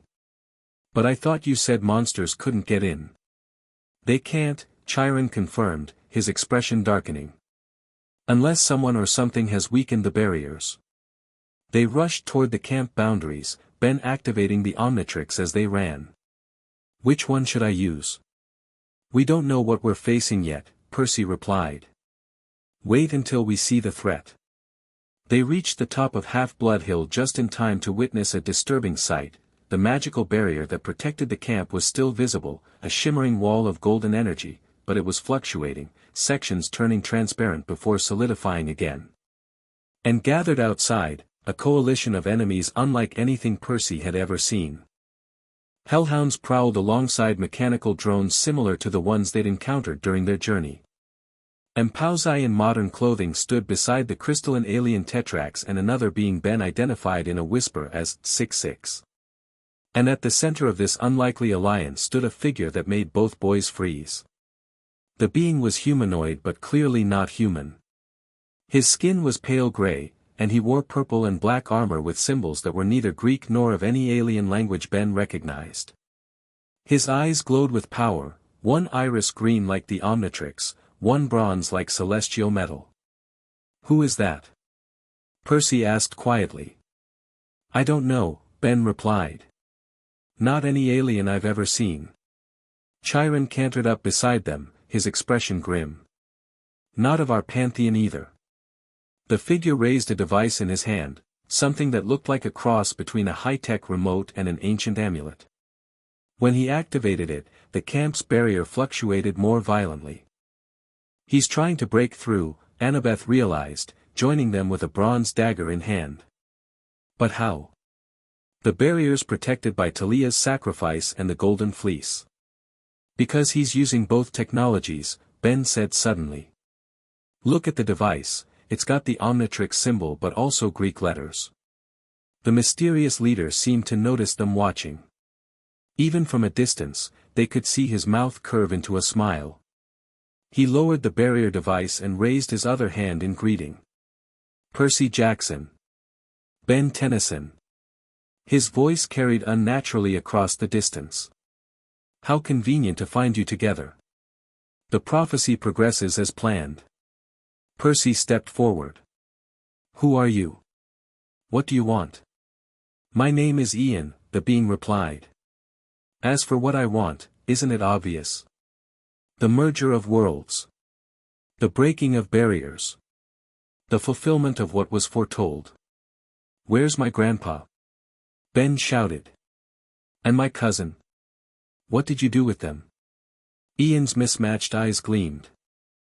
"They are quite safe, young Tennyson. For now. They serve a purpose in my designs, just as you do." "Why are you working with monsters?" Percy demanded, gesturing to the Mpauzai and Hellhounds. "What do Greek creatures have to do with aliens?" "Everything and nothing," Ian replied cryptically. "Dimensions intersect in ways your limited minds cannot comprehend. Gods, aliens, all expressions of the same cosmic power, separated only by the artificial boundaries of reality." Annabeth stepped forward. "You're trying to merge the worlds." What once was sundered shall merge again, that's what the prophecy meant. Clever daughter of Athena, Ian inclined his head. Yes. Once, long ago, there was no distinction between gods and cosmic beings. Earth was but one nexus in a vast network of power. That changed when the Olympians chose isolation, severing connections to protect their domain. That's not in any myth I've ever read, Annabeth protested. History is written by the victors, Ian shrugged. Your gods would hardly advertise their greatest act of cosmic segregation. While they talked, Percy noticed campers gathering behind them, dozens of demigods in armor, weapons ready. Clarisse Larue, daughter of Ares, was organizing defensive lines. The Apollo cabin was setting up on the hill, bows knocked. Even the Stoll brothers from Hermes' cabin looked serious for once, distributing what appeared to be Greek fire bombs. What does any of this have to do with Ben's watch? Percy asked, buying time. The Omnitrix, Ian explained, is the key. Created to preserve alien DNA, it serves a greater purpose than its creator ever intended. A bridge between realities. When exposed to the divine energy of a demigod, particularly one as powerful as a son of Poseidon, it begins the process of realignment. Ben looked at the device on his wrist with new uncertainty. You planned for Percy to find me. I arranged for your paths to cross, yes, Ian admitted. Though your grandfather complicated matters by hiding you so effectively. Still, fate has a way of correcting course. Enough talk, Clarisse growled, hefting her electric spear. Let's fight already. Ian smiled coldly. As you wish, daughter of Ares. He raised the device again, and this time, sections of the barrier simply dissolved. Not broken or forced open, they ceased to exist, as if that portion of reality had been erased. Through these gaps poured the invasion force, monsters and aliens alike charging toward the assembled campers. Defend the camp. Chiron shouted, drawing his bow. Percy turned to Ben. We need 4 arms, the Ares version. Raw power for the front lines. Ben nodded, activating the Omnitrix and transforming into the towering, 4-armed warrior with Greek battle armor.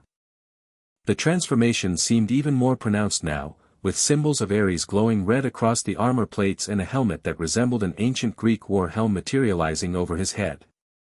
Let's do this. Ben roared, the battlelust of Ares evident in his voice. They charged into the fray together.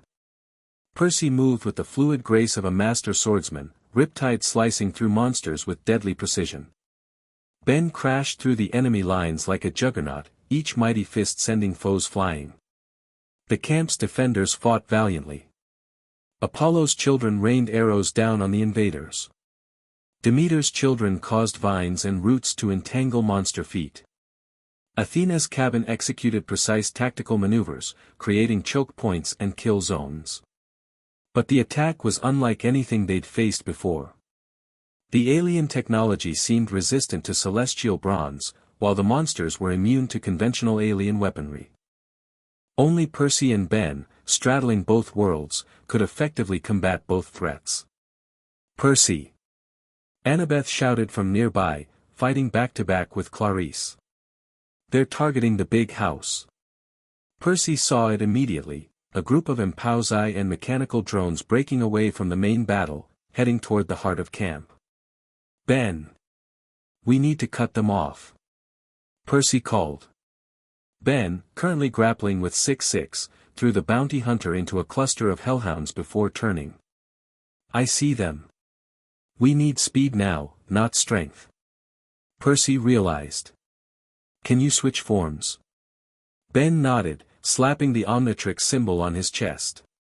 In a flash of light, he transformed into the Hermes-enhanced XLR-8, sleek and built for speed, with winged sandals that barely touched the ground. Race you there. Ben called, his voice rapid and echoing slightly. Together they cut across the battlefield, Percy using water from a nearby stream to propel himself forward in a wave, Ben moving faster than the eye could follow, leaving trails of golden light in his wake. They intercepted the Impausi squad just before they reached the big house. Percy landed in their midst, Riptide spinning in a bronze arc that sent two monsters dissolving into dust immediately. Ben arrived a heartbeat later, moving so fast he created a vortex that lifted several drones into the air. "What are they after?" Ben asked, skidding to a stop beside Percy. "I don't know," Percy replied, deflecting a drone's energy blast with his sword. "But whatever it is, it's inside the big house." The lead Impausa hissed in frustration. "The child is too close to the artifact. We cannot retrieve it with him protecting it." "What artifact?" Percy demanded, advancing on the vampire-like creature. Instead of answering, the Impausa lunged at him with supernatural speed, her bronze leg clanging against Riptide as he blocked her attack. Her fangs snapped inches from his throat. "You'll never understand the grand design, son of Poseidon," she spat. "Your gods have kept you ignorant for centuries." Meanwhile, Ben was dealing with the mechanical drones, his speed making him nearly impossible to target. He raced around them in tight circles, creating a golden tornado that sent them crashing into each other. "Percy!" Ben called. "The big house. Someone's inside." Percy risked a glance and saw movement through the windows, shadows that shouldn't be there. Somehow, part of the attack force had already infiltrated the building. "Keep these ones busy," Percy shouted, before breaking away and sprinting toward the farmhouse. He burst through the front door to find Chiron's office in chaos.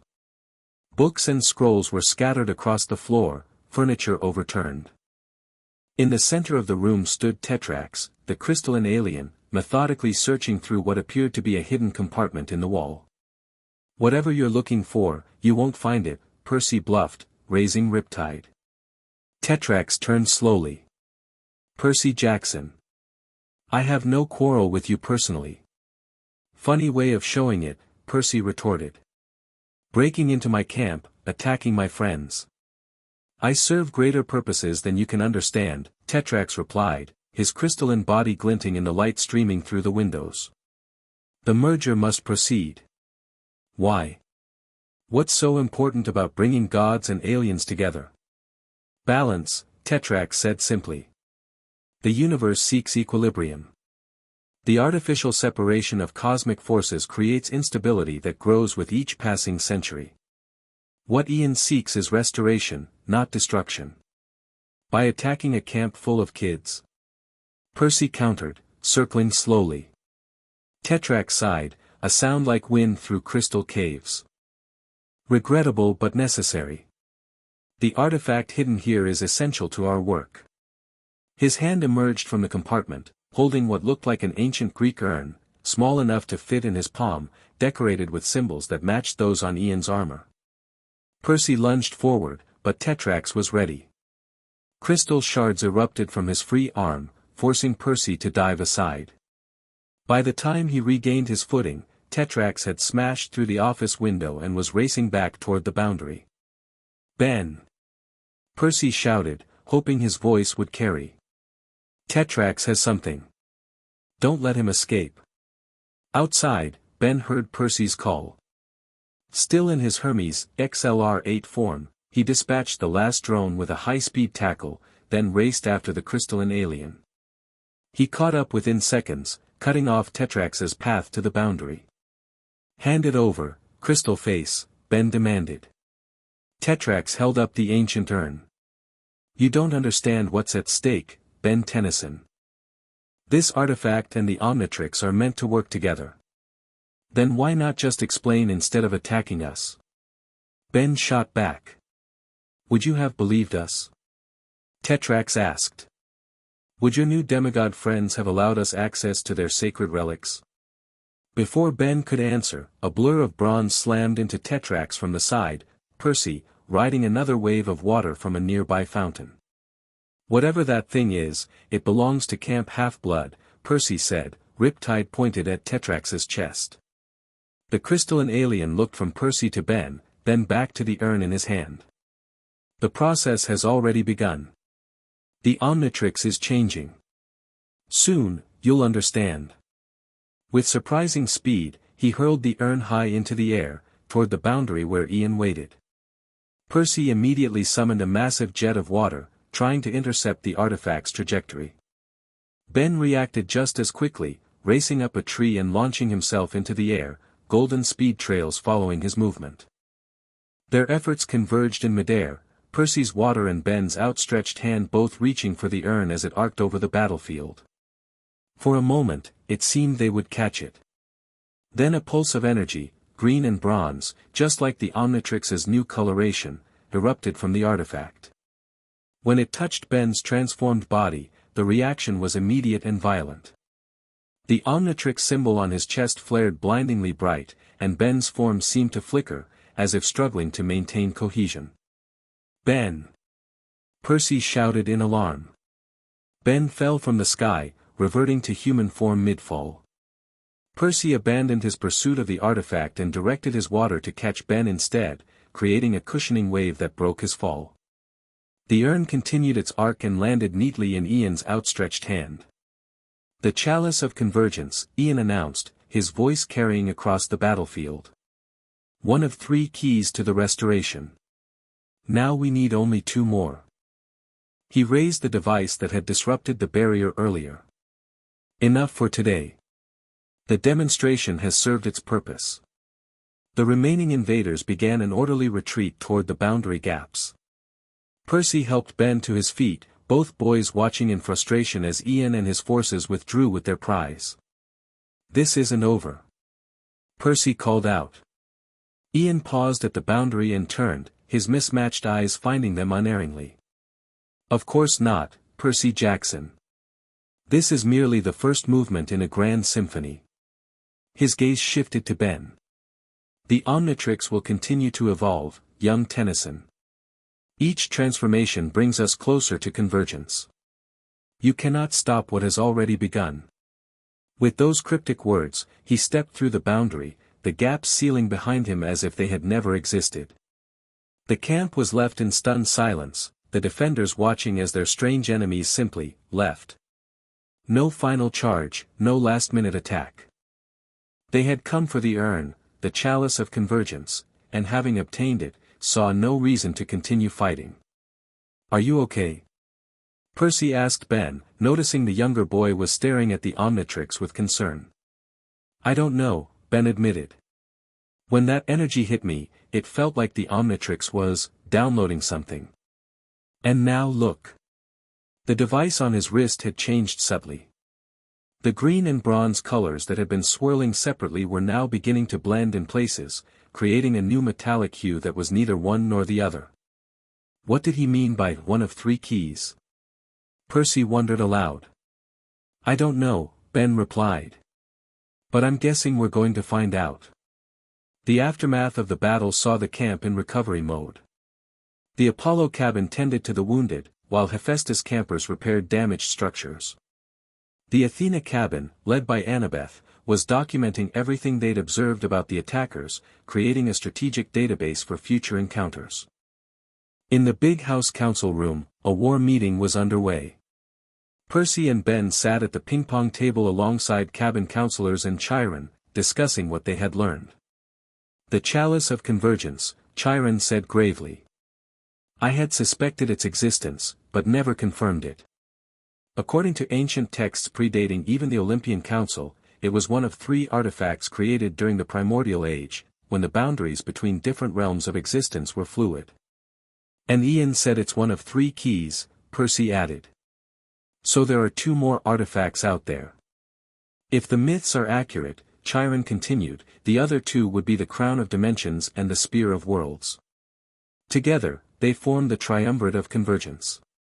And with all 3, Annabeth theorized, Ian could potentially merge the world of Greek gods with the world of aliens permanently." "But why?" Clarice demanded. "What does this Ian character gain from smashing our worlds together?" "Power, perhaps," Chiron suggested. "Or perhaps he truly believes he's correcting some cosmic imbalance, as he claimed." Ben had been unusually quiet, staring at the Omnitrix on his wrist. The colors continued to blend slowly, the process seemingly accelerated by exposure to the chalice's energy. "Ben." Percy prompted. You okay? I think. Ben began hesitantly, I think the Omnitrix is part of this plan somehow. Ian said it was a bridge between realities. What if these artifacts aren't enough on their own? What if they need the Omnitrix as a conduit? That would explain why he orchestrated your meeting with Percy, Annabeth nodded. He needed the Omnitrix to be exposed to godly energy. And why they haven't tried to take it from you by force, Percy added. They need you to keep using it, to keep transforming and furthering this merger process. Ben looked horrified. So every time I transform, I'm helping his plan. But I need the Omnitrix to fight him. A clever trap, Chiron acknowledged. Force you to use the very tool that furthers his agenda. But that doesn't explain what happened to my family, Ben insisted. Why take Grandpa Max and Gwen? The room fell silent, each person considering the question. Finally, Annabeth spoke up. Leverage, she suggested. Insurance to make sure you keep using the Omnitrix, even if you discover its role in his plan. Ben's young face hardened with determination. Then we need to find them. And we need to get those artifacts before Ian finds the other two. A quest, Percy agreed, looking to Chiron. We need a quest to find the other artifacts and rescue Ben's family. Chiron nodded slowly. Yes. But not just any quest. Given the prophecy and the unique nature of this threat, you'll need a special team. Percy and Ben must go, of course. And Annabeth, your strategic mind will be essential. 3 is the traditional number for a quest, Annabeth pointed out. This is no traditional quest, Chiron countered. We're dealing with two worlds colliding. I suggest 2 teams working in tandem, one focused on the Greek aspects, one on the alien aspects, but able to support each other. Percy looked to Ben. Any idea who might help with the alien side of things? Ben thought for a moment. If we could find Grandpa Max's plumber contacts, but I don't know how to reach them. Plumbers? Clarice snorted. We need alien fighters and you want to call people who fix toilets. Not that kind of plumber, Ben explained. They're like, space police, I guess. Grandpa Max used to be one. We have contacts in the mortal world, Chiron suggested. Perhaps they could help locate these plumbers. In the meantime, Percy said, we should focus on finding the other artifacts before Ian does. Any idea where to start? Chiron stroked his beard thoughtfully. If the chalice was hidden at Camp Half-Blood, it stands to reason the other pieces might be hidden at similar nexus points of godly power. Camp Jupiter? Annabeth suggested, referring to the Roman demigod camp. Perhaps, Chiron nodded. Or Olympus itself. Or other ancient sites of power.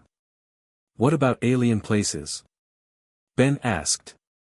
If these artifacts connect both worlds, couldn't they be hidden in important alien locations too? That complicates things, Percy grimaced. We don't exactly have a map of alien hotspots. I might, Ben said, tapping the Omnitrix. When I transform, I get knowledge from the aliens, instincts, abilities. Maybe if I focus on that connection, I could sense where important alien places might be. Worth trying, Annabeth agreed. But we should be careful. Every transformation seems to advance whatever process Ian has started. As if on cue, the Omnitrix beeped, its faceplate displaying a new hologram, a map that seemed to show energy concentrations across the globe.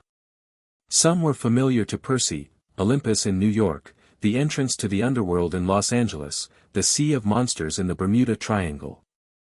Others were completely unfamiliar, pulsing with the green energy that signified alien power. Is that? Percy began. A map, Ben confirmed, staring at the hologram in wonder. Showing both godly and alien power sources.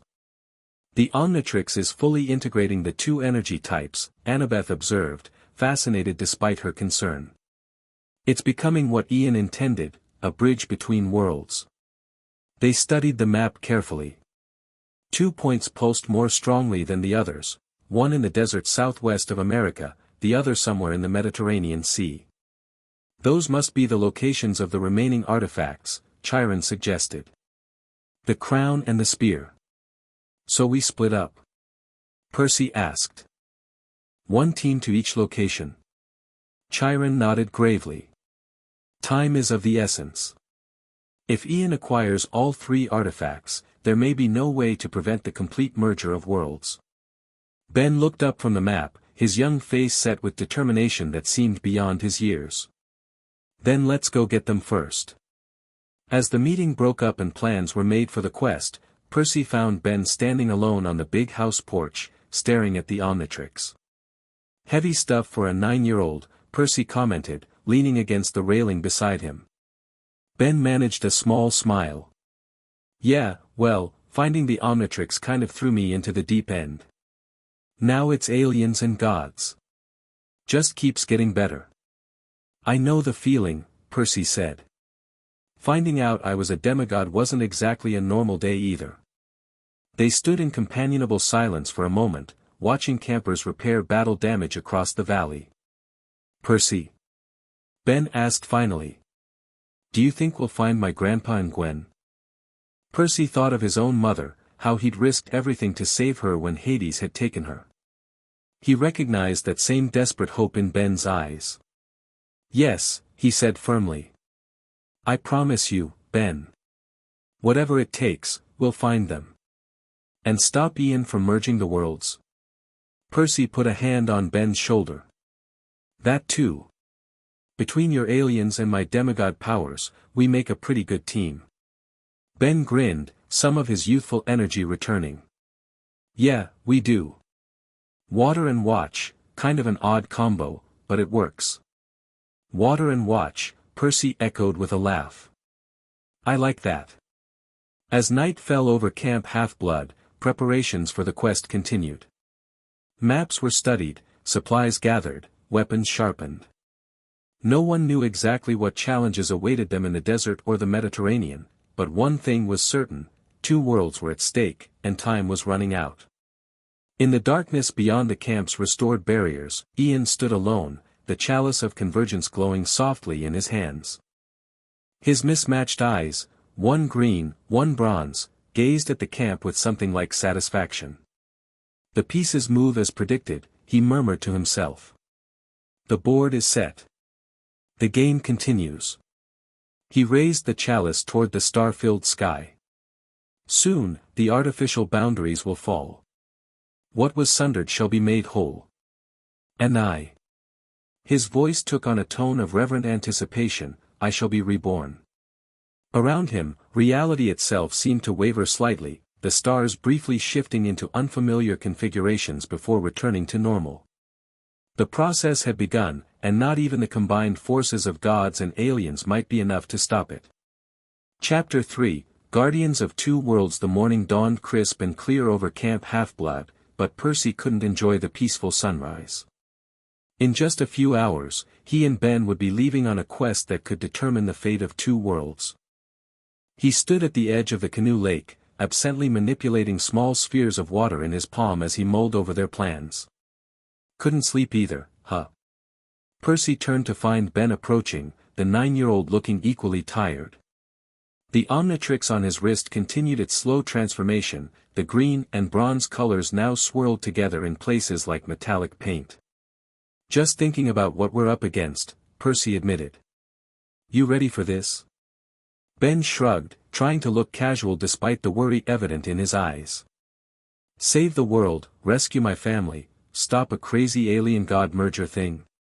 Just another summer vacation. Percy couldn't help but smile. Despite everything, Ben maintained that irreverent courage that reminded Percy so much of himself a few years ago. Before he'd seen too much. Before he'd lost friends. The Mediterranean's a long way from here, Percy said. Are you sure you're okay with our team assignment? According to the plan they'd finalized last night, Percy and Ben would travel to the Mediterranean to locate the Spear of Worlds, while Annabeth would lead Grover and Clarice to the desert southwest in search of the Crown of Dimensions. The split teams made strategic sense. Percy's sea powers would be valuable in the Mediterranean, while Annabeth's tactical mind could navigate whatever alien installation awaited in the desert. I'm good with it, Ben nodded. Besides, I figure between your water powers and my Ripjaw's form with the Poseidon upgrade, we'll basically own the Mediterranean. Just remember what happened in training, Percy cautioned. That form's still unstable. Ben winced, recalling how the Poseidon-enhanced Ripjaw's transformation had nearly overwhelmed him, the competing powers of Poseidon's domain and the alien's natural abilities creating a volatile mix. Yeah, well, hopefully I won't need it, Ben said. But we've got 9 other options. The sound of footsteps drew their attention as Annabeth approached, carrying scrolls and a laptop. There you two are. Chiron's called a final briefing before we leave. In the big house, preparations for both quests were underway. Maps covered the ping-pong table, weapons and supplies were stacked against walls, and the air hummed with nervous energy. Chiron entered, his horse hooves clopping solemnly on the wooden floor. Heroes, the time has come. We face a threat unlike any in recorded history, the potential merger of 2 separate universal domains. No pressure, Percy muttered. We've secured transportation for both teams, Chiron continued. Percy and Ben, you'll travel to the Mediterranean aboard the CSS Birmingham, a Confederate vessel now captained by Clarice's brother, Sherman. It patrols our waters and can reach the Mediterranean with magical assistance. A Confederate warship? Ben asked, confused. It was returned to service during the Second Titan War, Percy explained quietly. Long story.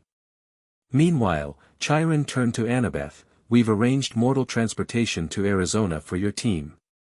A private jet courtesy of the Dare family. Rachel's parents? Percy asked, surprised. Annabeth nodded. They think she's on an educational field trip with friends. The Omnitrix map shows the Crown's location somewhere in the Sonoran Desert, Grover added, nervously chewing on a tin can. Lots of nature spirits there, but also, something else. Something that doesn't belong. The spear appears to be hidden somewhere beneath the Mediterranean, possibly in an underwater cave system near Crete, Chiron noted. Percy, your father's domain will provide some protection, but be cautious. These artifacts exist in a liminal space between pantheons. What about my family? Ben interjected, his voice carrying an edge of desperation despite his attempts to sound casual. Any leads? Chiron's expression softened. We've made inquiries through our contacts. There are reports of unusual activity at a facility in Nevada, not far from where Annabeth's team will be searching for the Crown. Then that's where we should go first. Ben insisted. Ben, Percy put a hand on the younger boy's shoulder. I know how you feel. But if Ian gets all 3 artifacts before we can stop him, a lot more people than your family will be in danger. Ben's shoulders slumped slightly, but he nodded.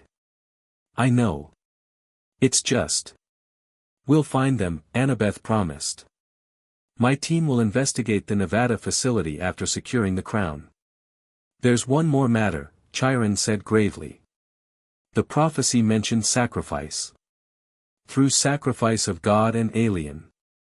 We must be prepared for difficult choices ahead. A somber silence fell over the room. Percy had been trying not to think too much about that line. Prophecies were tricky, often their true meaning only became clear in hindsight, and usually in the worst possible way. Whatever it means, Ben said finally, we'll face it together. Chiron studied the young alien hero with newfound respect. Indeed, Benjamin Tennyson. Together. He raised his voice, addressing the whole room. You depart in 1 hour. May the gods, and whatever powers watch over alien worlds, be with you all. The CSS Birmingham cut through the Mediterranean waters with supernatural speed, propelled by enchantments and the blessing of Poseidon that Percy had quietly requested. 3 days had passed since leaving Camp Half-Blood, and they were now approaching the coordinates indicated on the Omnitrix map. Percy stood at the bow, eyes closed, extending his senses into the sea around them. As a son of Poseidon, he could feel every current, every fish, every variation in depth. But something else lingered at the edge of his awareness, a disturbance in his father's domain that felt neither fully natural nor fully alien. "Anything?" Ben asked, joining him at the railing. The days at sea had given the boy some color, his face tanned from the Mediterranean sun. "Something," Percy replied, opening his eyes. "About 2 miles ahead.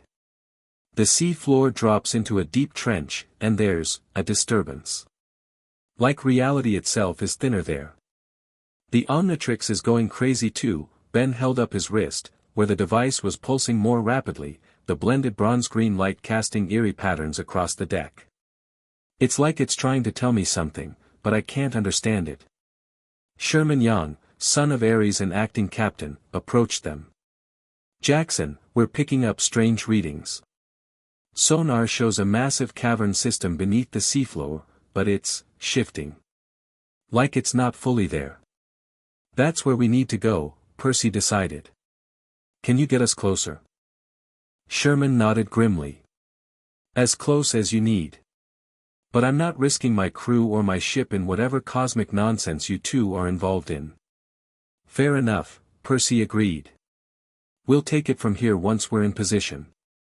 As the Birmingham slowed and dropped anchor about half a mile from the anomaly, Percy and Ben prepared for their underwater expedition. Percy wore only his camp Half-Blood t-shirt and jeans. His water powers would keep him dry and able to breathe. Ben cycled through his transformation options. "I'm thinking Ripjaws for this," Ben said uncertainly. Even with the instability, being underwater with both Ripjaw's abilities and Poseidon's power could be our best option. Percy hesitated. "It's risky. That form nearly overwhelmed you last time." "Yeah, but I've been practicing," Ben insisted. "I can handle it for longer now. And we need underwater capability for this." "I can extend my underwater breathing to you," Percy offered. "You could go as yourself." Ben shook his head. "We might need the extra strength and speed underwater. Plus, if there's trouble." He left the thought unfinished. Percy nodded reluctantly. "All right. But the first sign of trouble with the transformation, and we abort." "Deal." "Deal," Ben agreed, activating the Omnitrix. The now familiar flash of bronze-green light enveloped him. When it faded, Ben had transformed into Ripjaws, but this version was even more dramatically altered than before. The fish alien now bore distinct Greek elements, armor plates resembling scales from ancient Greek cuirasses, webbed hands that ended in trident-like claws, and eyes that glowed with the same sea-green power that sometimes manifested in Percy's. "Whoa," Ben's voice had a gurgling, oceanic quality to it. "This feels different. Stronger." "Just stay focused," Percy cautioned. "Ready?" Ben nodded his elongated fish-like head, and together they dove over the side of the ship into the crystal-clear Mediterranean waters. The moment they entered the sea, Percy felt the familiar surge of power and clarity that came with being in his father's domain. To his surprise, he could sense Ben's presence more acutely than expected, almost as if the Poseidon-influenced Ripjaw's form had created a connection between them through their shared affinity for water. "Can you hear me?" Percy projected the thought experimentally. Ben's fish-like head turned to him in shock. "Percy." "In my head." Whoa, it worked. Percy hadn't been certain it would. He could sometimes communicate with sea creatures this way, but Ben wasn't a natural marine life form. Must be the Poseidon connection. "This is awesome."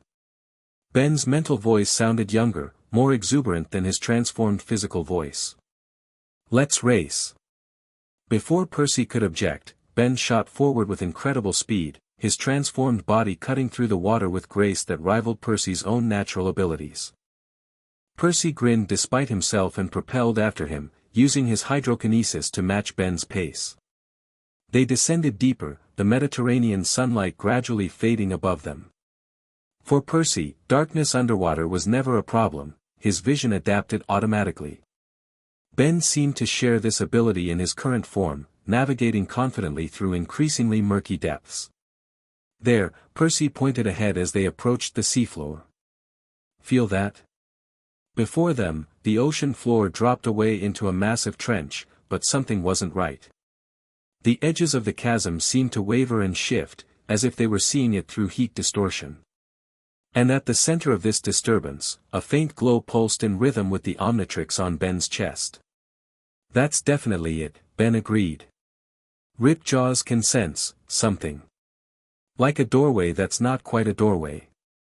They swam cautiously closer. As they neared the edge of the trench, Percy felt a strange resistance, as if the water itself was warning him away. But beneath that warning was a pull, an ancient power calling to the divine blood in his veins. Be careful, Percy cautioned. We don't know what. His thought was cut short as something massive rose from the depths of the trench, a creature that defied easy classification. It resembled a Greek sea serpent in its general shape, but parts of its body appeared mechanical, with glowing circuitry visible beneath translucent scales. Its eyes, all 6 of them, swiveled to focus on the intruders. Is that a monster or an alien? Ben asked, tensing beside Percy. I think it's both, Percy realized with growing alarm. Like the Omnitrix transformations, it's a hybrid. The creature let out a roar that sent vibrations through the water, a sound that was part organic fury, part electronic shriek. Then it lunged toward them with frightening speed. Split up. Percy commanded, darting to the right while Ben instinctively went left. The serpent followed Percy, perhaps recognizing the son of Poseidon as the greater threat in these waters. Percy uncapped Riptide, the celestial bronze blade glowing with a faint light even underwater. He slashed at the creature as it passed, but its hybrid nature made it unclear if the godly weapon would be effective. The blade connected with the serpent's flank, drawing a strange fluid that was neither fully blood nor fully mechanical fluid. The creature howled and whipped its massive tail toward Percy, who barely managed to propel himself out of its path using a sudden jet of water. Meanwhile, Ben circled behind the creature, assessing the situation. The Poseidon influence in his current form gave him insights into the creature's movements, allowing him to predict its attacks. He darted forward, using his trident claws to tear at the mechanical components visible along the serpent's spine. Sparks and bubbles erupted from the wound, and the creature thrashed in pain. Its attention divided between the 2 attackers, it seemed momentarily confused, until 2 smaller serpents, clearly offspring of the larger one, emerged from the trench to join the battle. We've got company. Ben called. We need to get past them, not fight them, Percy replied. The artifact is down in that trench, I can feel it. Try to distract them while I go deeper. On it. Ben swam directly at the 2 smaller serpents, his ripjaws form demonstrating power and confidence in the water. He opened his massive jaws, normally Ripjaw's most fearsome feature, and something unexpected happened. Instead of simply biting, Ben unleashed a concentrated blast of pressurized water, infused with the same bronze-green energy that powered the Omnitrix. The hybrid attack caught one of the smaller serpents directly in the face, sending it tumbling through the water in confusion. The other lunged at Ben, who nimbly dodged and slashed with his trident claws, leaving glowing wounds along its side. Percy seized the opportunity, diving straight down into the trench.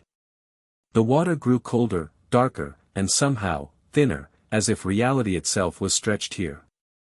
The pressure should have been crushing at this depth, but his Poseidon heritage protected him. The glow at the bottom of the trench grew brighter as he approached. Finally, Percy reached what appeared to be an underwater cave entrance, its edges shifting between solid rock and something that resembled a digital wireframe, as if it couldn't quite decide which reality it belonged to. Ben.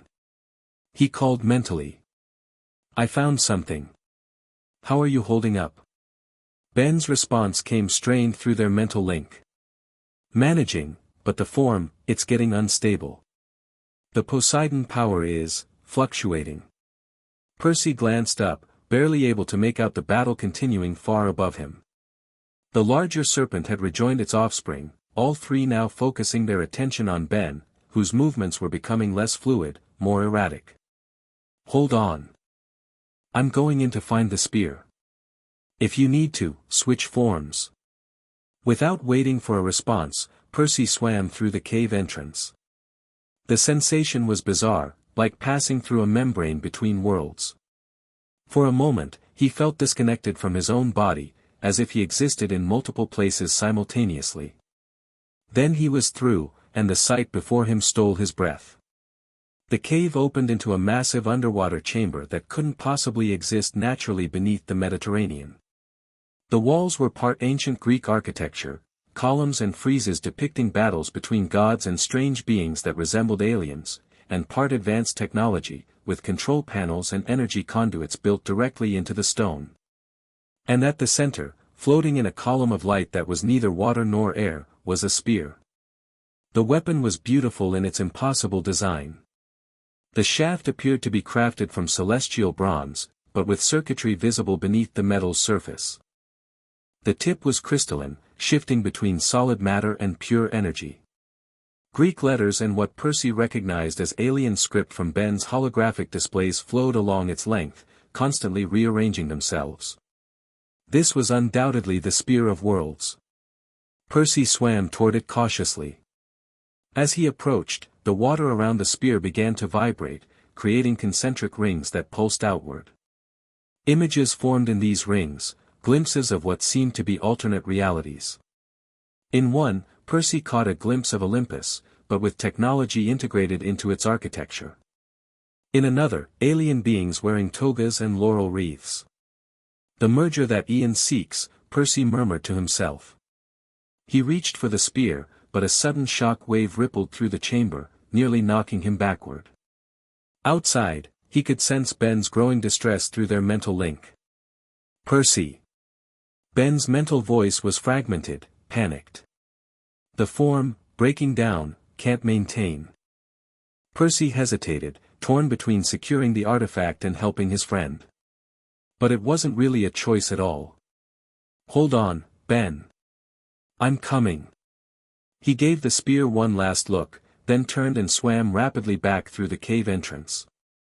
As he emerged from the trench, he found Ben surrounded by all three serpents, his ripjaws form flickering between solid matter and energy, the Poseidon and alien aspects fighting for dominance.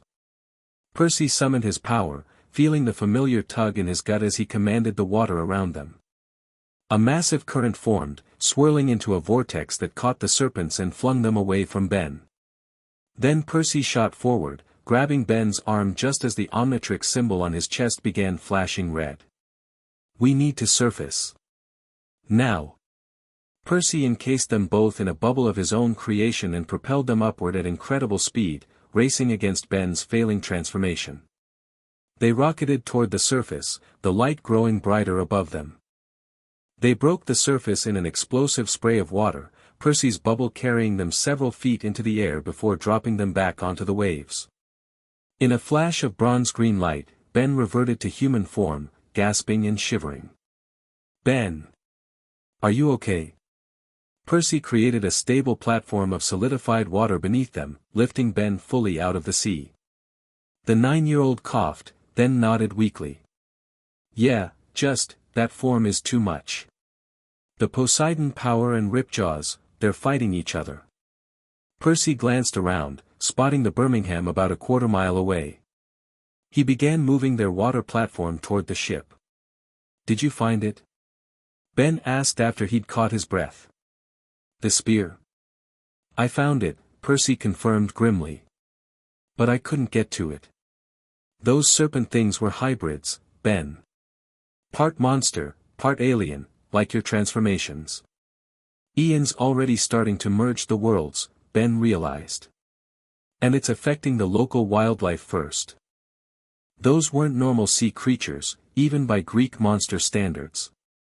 As they approached the ship, a rope ladder was lowered. Percy helped Ben climb aboard first, then followed. Did you secure the artifact? Sherman demanded as they reached the deck. Not exactly, Percy admitted. It's there, but it's guarded. And there's something else, signs that the merger Ian talked about is already happening. We need to contact Annabeth's team.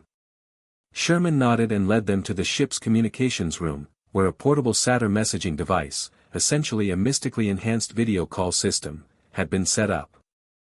After a few minutes of tinkering and offering a food sacrifice to Iris, goddess of the rainbow, they established a connection with Grover's similar device. The image that formed in the mist showed a dusty landscape, red rocks and desert scrub. Grover's anxious face appeared, with Annabeth visible in the background, poring over what looked like ancient inscriptions on a rock face. "Percy. Ben." Grover bleated. "Thank the gods. We were just about to contact you." "What's happening there?" Percy asked.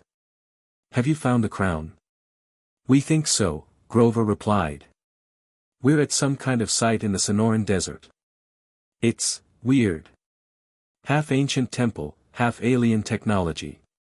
Annabeth says some of the symbols match Greek descriptions of pre-Olympian cosmic entities." "We're seeing the same thing here," Percy explained. "There's definitely something happening with the barrier between worlds. The sea creatures are becoming hybrids." Annabeth moved into view, her expression grim. "It's accelerating. According to these inscriptions, the mere presence of the artifacts in proximity to each other is thinning the barriers. If Ian gets all three and brings them together. Total merger," Ben finished. "My watch is changing too." He held his wrist up to the mist screen, showing how the colors had continued to blend, now forming a new metallic hue in places. "There's more," Annabeth said. "We found information about the Nevada facility. It's definitely where they're holding your family, Ben. And it's also where Ian plans to bring the artifacts together." Ben's eyes widened. "Then we need to go there. Now." "We need the spear first," Percy insisted. "If we show up without it, we're just walking into his trap with nothing to bargain with." "But, he's right, Ben," Annabeth cut in gently. "We need all the leverage we can get. We're heading to Nevada tonight, after we secure the crown. Meet us there once you have the spear." "How are we supposed to get past those serpent things?" Ben asked Percy after they ended the call. Percy considered for a moment. "We need a different approach. Going in as Ripjaws is too risky, the form's too unstable. What about something that doesn't have a direct conflict with water? Maybe Diamond Head? Or XLR-8? "I was thinking Ghost Freak," Ben suggested hesitantly. "The Hades version. It could phase through the cave entrance without disturbing the water too much." Percy frowned. "You said that form felt wrong. Dangerous." "It does," Ben admitted. "But it might be our best shot. And this time, I'll be prepared for the darkness." After some debate, they agreed on a plan. They would wait until nightfall, when Hades' power would be strongest, and approach the underwater cave again. Ben would transform into the Hades-enhanced Ghost Freak, while Percy would create a protective bubble around them both, guiding them to the spear. As the Mediterranean sun began to set, casting long shadows across the deck of the Birmingham, Percy found Ben sitting alone at the stern, staring at the Omnitrix. "Second thoughts?" Percy asked, sitting beside him. Ben shook his head. "Just thinking about Grandpa and Gwen. And, what happens after all this? If we stop Ian and the worlds don't merge, what happens to the Omnitrix? Does it go back to normal?" Percy hadn't considered that. "I don't know. Would that be a bad thing?" "Not bad, just." Ben shrugged. "These new forms are amazing. The alien and God powers together. It feels like I was meant to have them, you know. Like this is what the Omnitrix was supposed to be all along." "Power can be addictive," Percy said carefully. "Believe me, I know. But it always comes with a price." "The prophecy," Ben nodded. "Through sacrifice of God and alien. You think that means we have to give up these combined powers to fix everything?"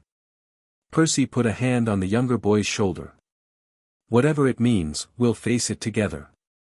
Right now, let's focus on getting that spear." As darkness fell over the Mediterranean, they prepared for their second attempt.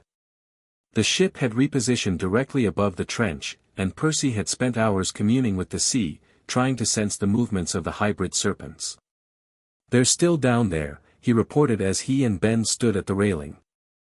"But they're patrolling a wider area now. If we're quick and quiet, we might slip past them." Ben nodded, his young face serious in the moonlight. "Let's do this." He activated the Omnitrix, cycling to the ghost freak silhouette, which now appeared draped in underworld symbols and trailing spectral chains in its holographic form. Taking a deep breath, Ben pressed down on the dial. The transformation that enveloped him was darker than the others. The bronze-green light shot through with shadows that seemed to drink in the surrounding moonlight. When it cleared, Ben had become the Hades-enhanced ghost freak, a phantom-like creature with a Greek theater mask for a face, its body wrapped in Stygian robes that moved like liquid darkness. The chains on its wrists and ankles clinked softly with a sound like distant funeral bells. "Ben?" Percy asked cautiously, noticing how the air around the transformed boy seemed to grow colder. "I'm here," Ben's voice echoed hollowly, as if coming from a great distance. "It's stronger at night. The underworld pull. Can you control it?" Ben nodded, the mask shifting subtly to reflect a determined expression. "Let's go. Before it gets stronger." Percy created a bubble of air around himself, then extended it to include Ben, though the ghostly form seemed barely contained by physical boundaries. Together, they slipped over the side of the ship and into the dark waters. They descended in silence, Percy guiding their bubble through the water with gentle currents rather than the dramatic propulsion he normally used. Ben's ghost freak form emanated a faint, eerie light that made the bubble appear like a spectral lantern sinking into the abyss. "Can you still hear my thoughts?" Percy tested their mental connection. Yes, Ben's mental voice was distant, echoing. But differently. Like you're speaking from above a grave. That wasn't reassuring, but Percy pressed on. As they neared the seafloor, he sensed the hybrid serpents patrolling in wide circles around the trench. One passed directly above them, but its eyes slid over their bubble as if it couldn't quite focus on them, an effect of Ben's ghost freak form, perhaps, bending light and perception around them. They reached the edge of the trench without incident and began their descent into its depths. The strange distortion was still present, reality wavering at the boundaries of the chasm as if uncertain which universe it belonged to. "This is it," Percy indicated the underwater cave entrance, still shifting between solid rock and digital wireframe. "Can you phase us through?" Ben extended one spectral hand, the chains on his wrist elongating to touch the cave entrance. Where they made contact, the boundary seemed to solidify briefly into a doorway adorned with both Greek symbols and alien script. "Yes," Ben's hollow voice confirmed. "But Percy, there's something waiting inside." "Something. Dead but not dead." Percy gripped Riptide tightly. "Can you tell what it is?" "No. But it knows we're here." Without further warning, Ben's ghostly form enveloped Percy's bubble, and together they passed through the cave entrance. The sensation was even more disorienting than Percy's previous crossing, like being simultaneously immersed in ice-cold water and burning heat, while every cell in his body tried to exist in two places at once. Then they were through, emerging into the massive chamber Percy had discovered earlier.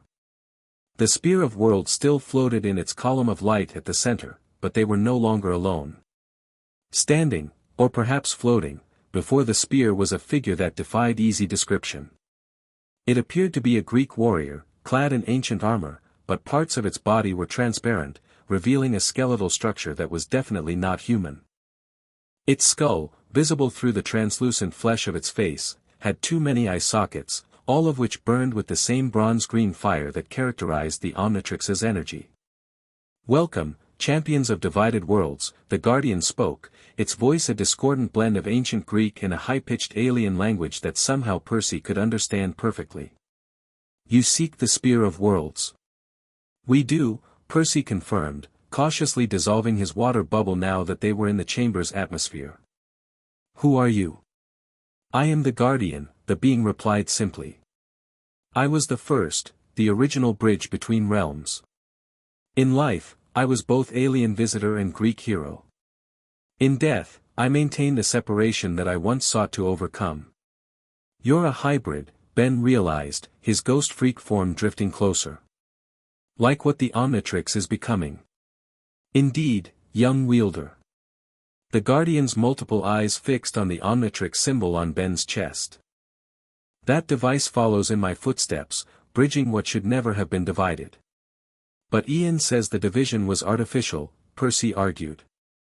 That the worlds are meant to be one. The Guardian's skull face twisted in what might have been a smile. Ian speaks a half-truth. The realms were once connected, yes, but their separation was necessary, a cosmic compromise to prevent war between pantheons. Gods and cosmic beings cannot share dominion without conflict. Then why create the artifacts? Ben asked. The chalice, the crown, the spear, why make tools that could undo the separation? Balance, the Guardian explained. No division should be absolute. The artifacts allow for communication between realms. Controlled interaction. But never complete merger. But Ian wants to use them to merge everything completely, Percy said. Yes. And in doing so, he would unleash chaos beyond imagining.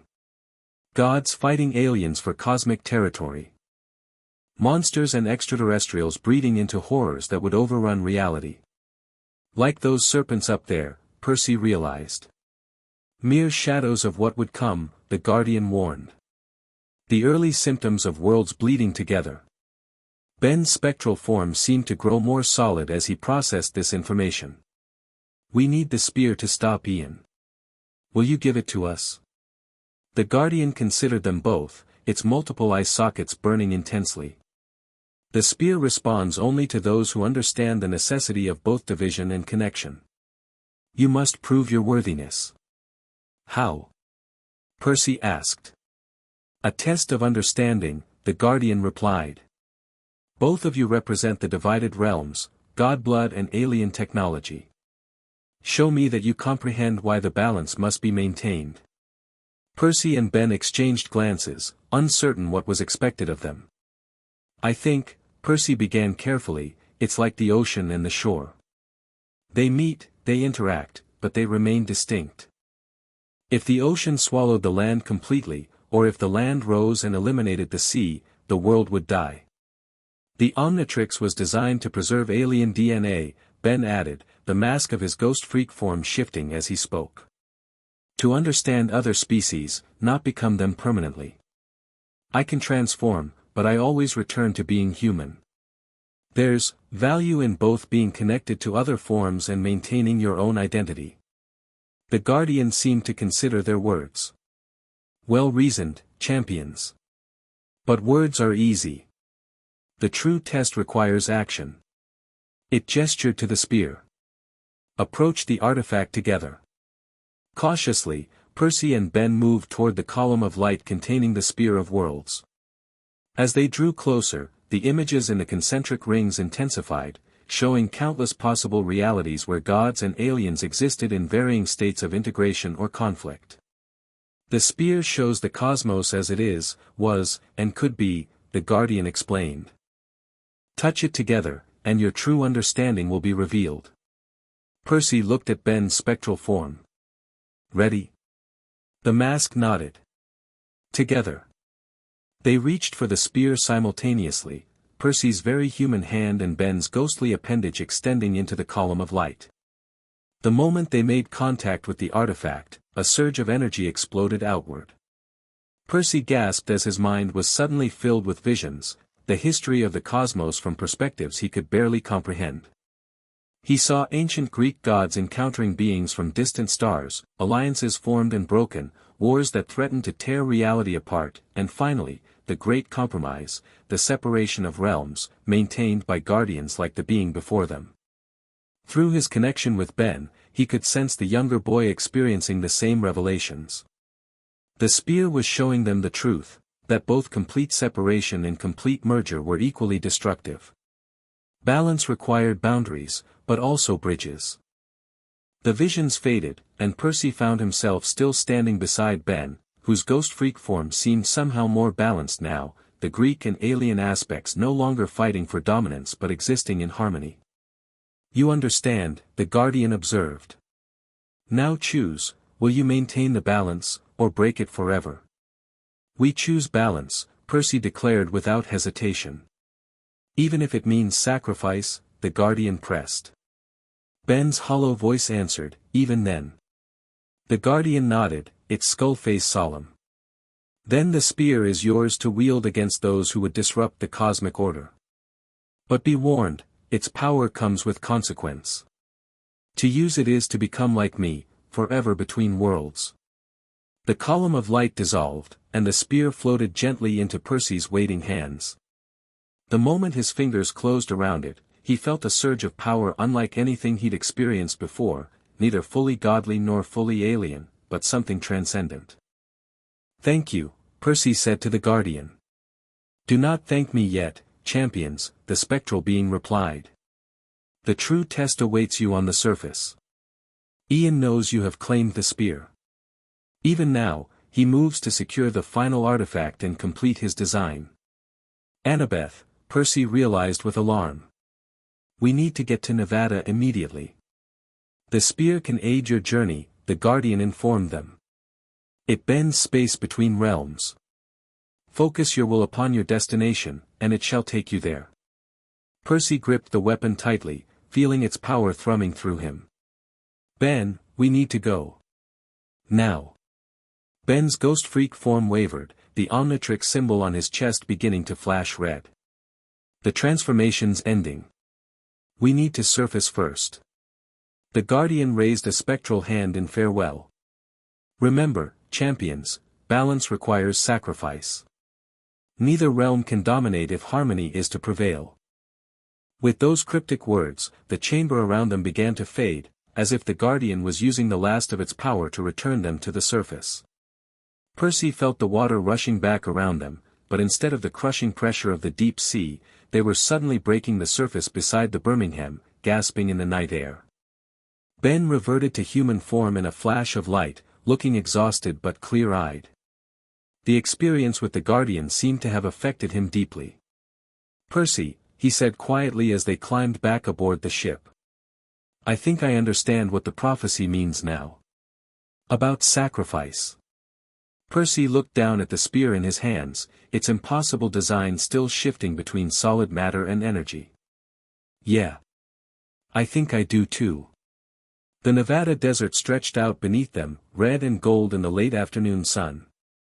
Percy had never experienced teleportation before, and he decided he didn't care for it. The sensation of being unmade and remade had left him dizzy and nauseous. Ben seemed to handle it better, perhaps because the Omnitrix had accustomed him to physical transformations. The spear had brought them exactly where they needed to be, a ridge overlooking what appeared to be an abandoned military installation.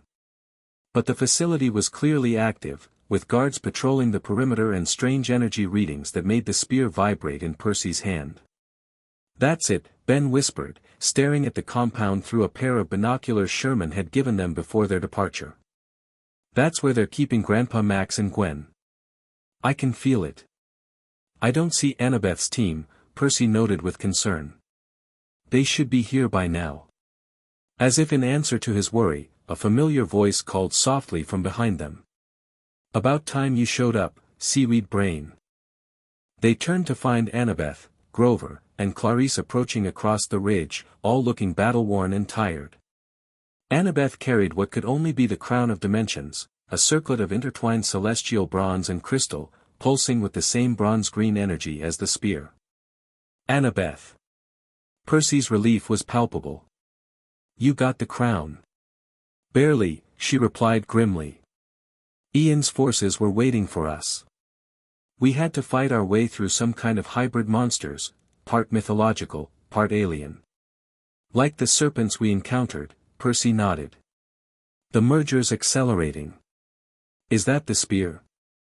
Grover asked, staring at the weapon in Percy's hand with a mix of awe and fear. "Yeah. And it comes with some major revelations."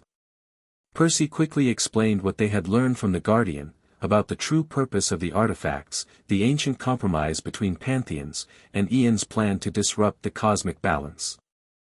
So the artifacts weren't meant to merge the worlds completely, Annabeth summarized, but to allow limited interaction between them. Right. Ian's perverting their purpose. But why? Clarice demanded. What does he gain from cosmic chaos? Power, Ben suggested. Maybe he thinks he can rule both worlds if they're merged.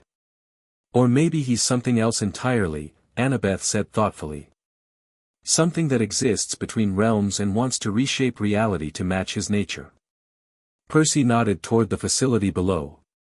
Whatever his reason, that's where it all comes together. The chalice is already inside, and he needs the crown and spear to complete the merger. And my family's in there, Ben added, his young face set with determination. So what's the plan? Clarice asked, readying her electric spear. Frontal assault. Sneak attack. Please say frontal assault. Percy studied the compound, noting the patrol patterns and security measures. We need a diversion to draw attention to one side while a smaller team infiltrates from another angle. Classic, Clarice grinned. I like it. Clarice, you and Grover create the diversion, Percy decided. Make it loud, make it spectacular. With pleasure, the daughter of Ares cracked her knuckles. Annabeth, Ben, and I will sneak in from the east side. Annabeth's invisibility cap should help us get past the initial guards. What about the crown and spear? Annabeth asked. We can't risk Ian getting both. Percy considered this. You take the crown, I'll keep the spear. If either of us is captured, at least he won't have both artifacts. As they prepared for the assault, Ben activated the Omnitrix, studying his transformation options. Which form should I use? We'll need stealth at first, but probably combat power later. Percy considered. Start with something stealthy. Maybe the Hermes XLR8 form. Once we're inside and find your family, you can switch to something with more firepower. Ben nodded and selected the transformation. The flash of light was more controlled now, less explosive, perhaps a sign that the Omnitrix was stabilizing in its new hybrid state. The Hermes enhanced XLR8 that emerged was sleek and deadly, with winged sandals that barely touched the ground and a helmet decorated with the caduceus symbol. Ready, Ben's accelerated voice confirmed. They separated, with Clarice and Grover heading toward the main entrance of the facility. Percy, Annabeth, and Ben circled around to the eastern perimeter, using the rocky terrain for cover. Within minutes, they heard the beginning of the diversion, Clarice's war cry followed by explosions and alarms. That's our cue, Percy whispered. Annabeth put on her Yankees cap and vanished from sight. I'll take out the guards. Give me 30 seconds. Percy and Ben waited, watching as security personnel ran toward the commotion at the front gate. True to her word, Annabeth had neutralized the remaining guards within 30 seconds, they dropped silently, struck by an invisible force. Clear, her disembodied voice confirmed. They approached the fence, where Annabeth had already cut a hole large enough for them to slip through. Once inside the perimeter, Ben grabbed them both and used his supernatural speed to dash between buildings, avoiding patrols with ease.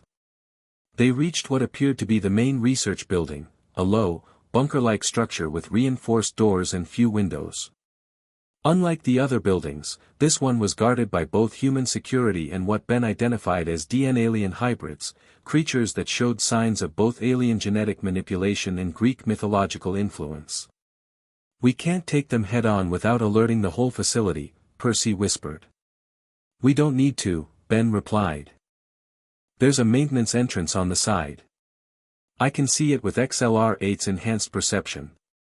They worked their way around the building, staying in shadows.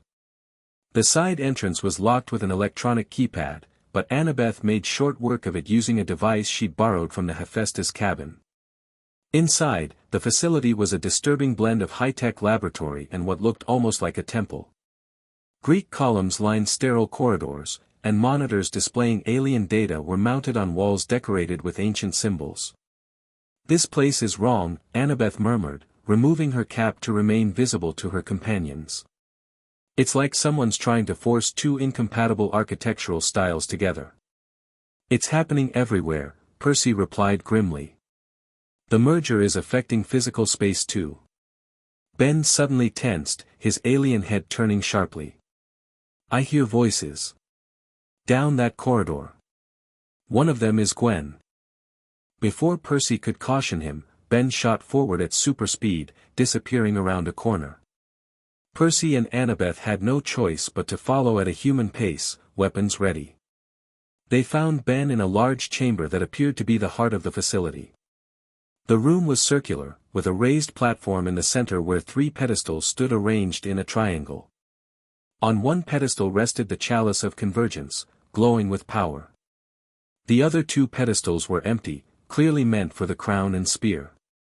But what had stopped Ben in his tracks were the 2 figures suspended in energy fields on the far side of the room, an older man with gray hair and a stocky build, and a young red-headed girl about Ben's age.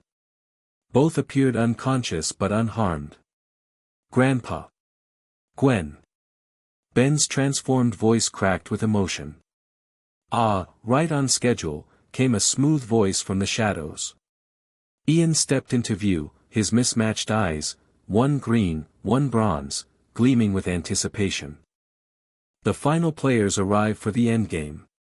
Percy raised the spear defensively, while Annabeth kept the crown close to her body, partially hidden by her arm. "Let them go, Ian," Ben demanded, his alien form vibrating with barely contained speed and fury. "All in good time, young Tennyson," Ian replied. "First, I believe we have business to conclude." He extended his hand. "The artifacts, if you please. The crown and the spear." "Not going to happen," Percy stated flatly.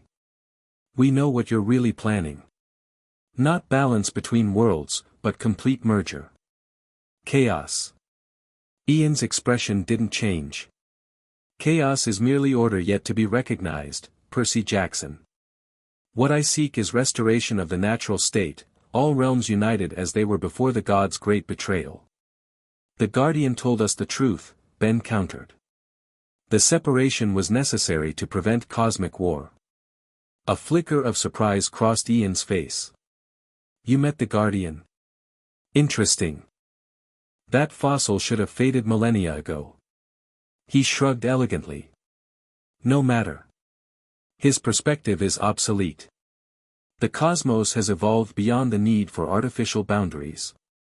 As he spoke, more figures entered the chamber, Tetrax and 66 from one door, a trio of Impausi from another. They spread out, surrounding the 3 heroes. "You're outnumbered," Ian observed unnecessarily. "And your friends at the perimeter have already been subdued." Percy exchanged a glance with Annabeth, their years of partnership allowing silent communication. They needed to stall. "Who are you really?" Percy asked, genuinely curious despite their dire situation. "You're not a god or an alien, at least not entirely." Ian smiled coldly. "Perceptive, son of Poseidon.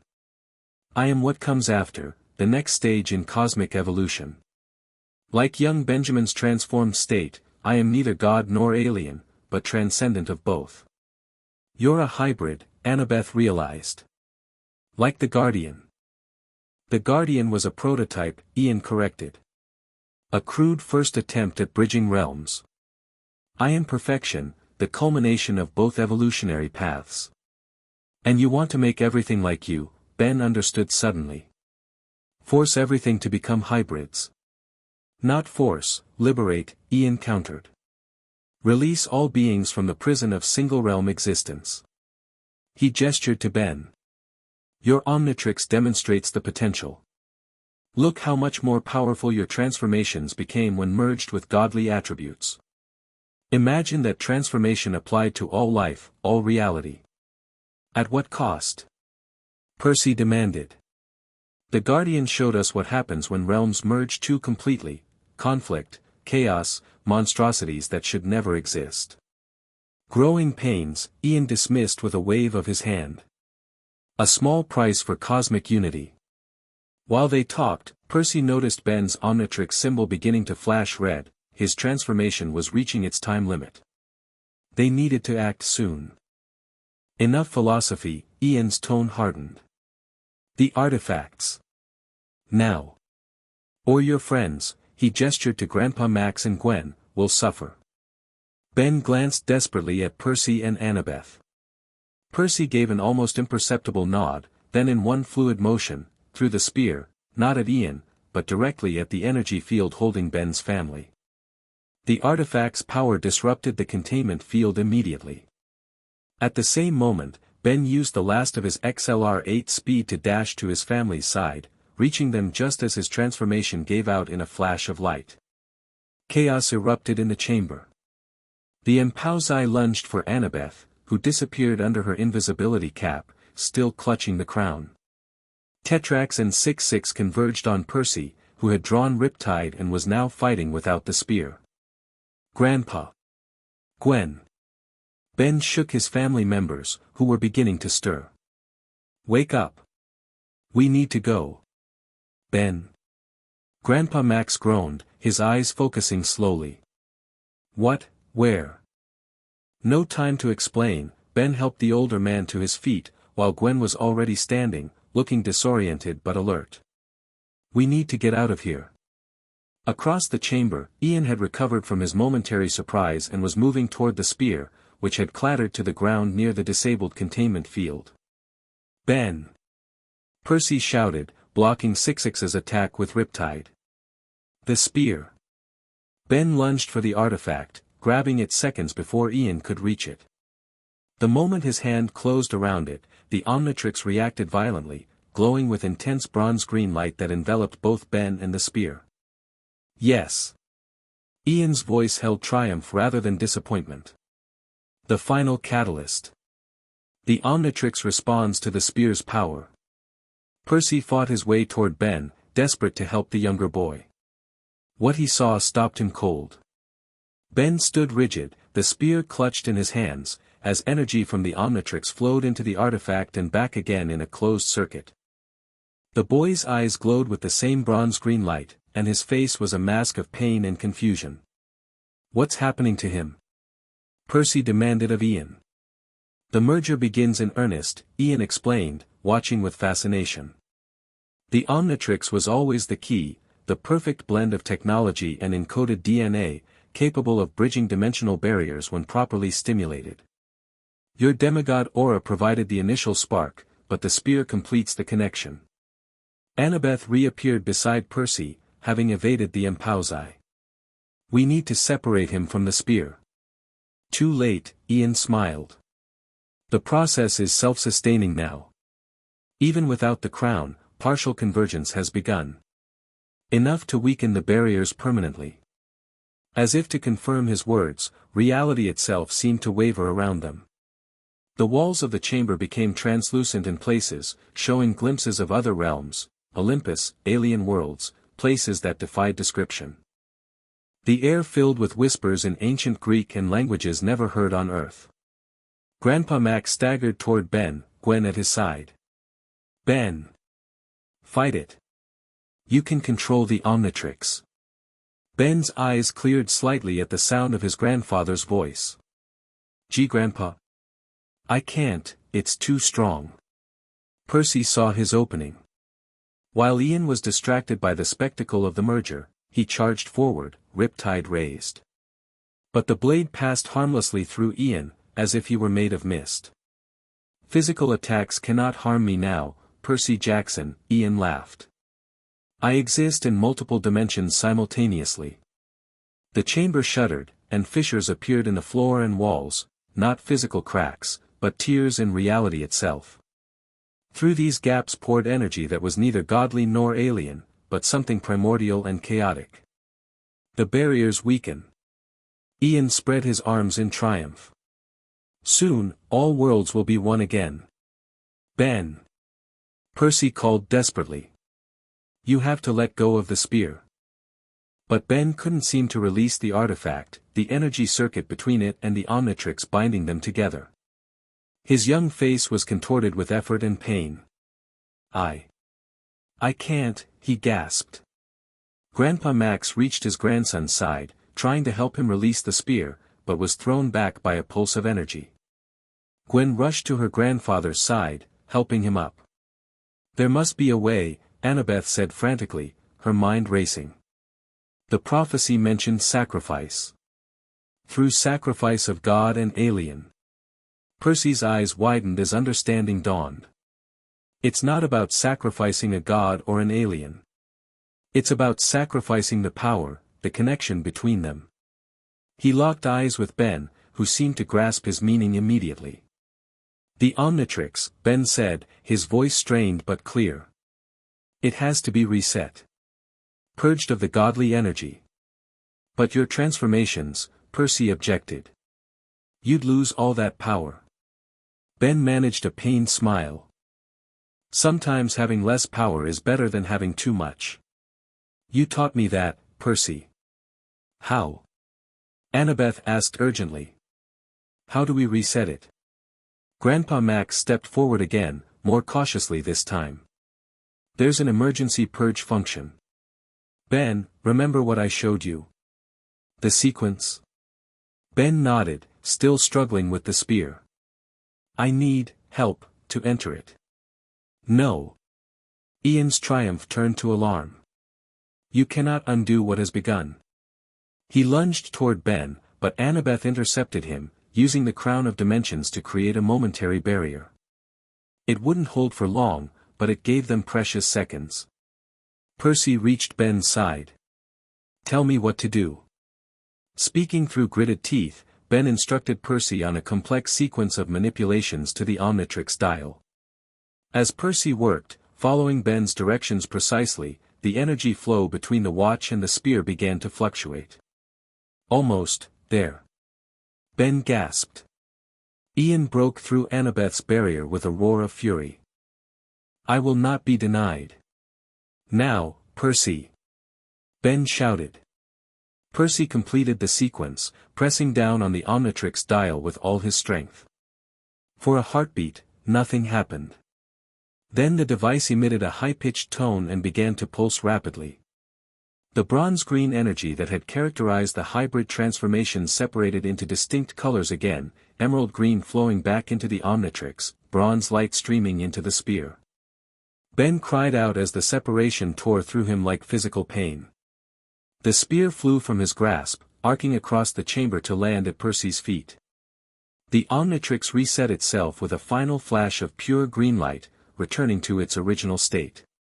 The effect was immediate and dramatic. The reality fissures began to close. The glimpses of other realms faded. The chaotic energy receded, drawn back through the closing gaps like water down a drain. No. Ian howled, his form beginning to destabilize as the worlds re-separated. What have you done? Restored balance, Percy answered, picking up the spear, which now glowed with steady bronze light, the alien circuitry within it dormant once more. You cannot stop the inevitable, Ian snarled, though his voice was fading along with his physical form. The barriers were artificial from the beginning. They will fall again, in time. Maybe, Ben acknowledged, looking down at the Omnitrix, now restored to its original function. But that will be for future generations to deal with. The right way, not through force. Ian's form continued to unravel, becoming increasingly transparent. This is not the end. I exist between worlds. I will return when the time is right. His voice trailed off as his form dissolved completely, leaving only a lingering afterimage of his mismatched eyes. Around them, the hybrid creatures, Empauzi, DN aliens, all of Ian's forces, began to separate as well. The monsters dissolved into golden dust, returning to Tartarus. The aliens collapsed, their forms stabilizing into their natural states, confused but no longer merged with godly essence. The chamber grew still, the only sound their collective breathing and the faint hum of the three artifacts, chalice, crown, and spear, now inert but still powerful in their own right. Is it over? Gwen asked, breaking the silence. The immediate crisis, yes, Annabeth answered, examining the crown in her hands. The barriers between worlds have re-established themselves. Ben looked at his grandfather. Grandpa, you knew about this all along, didn't you? About gods and aliens? Max Tennyson sighed heavily, placing a hand on his grandson's shoulder. The plumbers have always known about multiple dimensional realities, Ben. Including the realm of the gods. It was part of our mission to maintain the separation, to prevent exactly this kind of event. That's why those plumber agents took you, Ben realized. They weren't bad guys. No, Max confirmed. They detected the energy fluctuations when the Omnitrix reacted to Percy's demigod aura. They were trying to contain the situation, but Ian had infiltrated their ranks. He used them to capture us, knowing you'd come looking. Percy approached Ben, spear in hand. You okay? Ben looked down at the Omnitrix, back to its familiar green and black coloration. Yeah.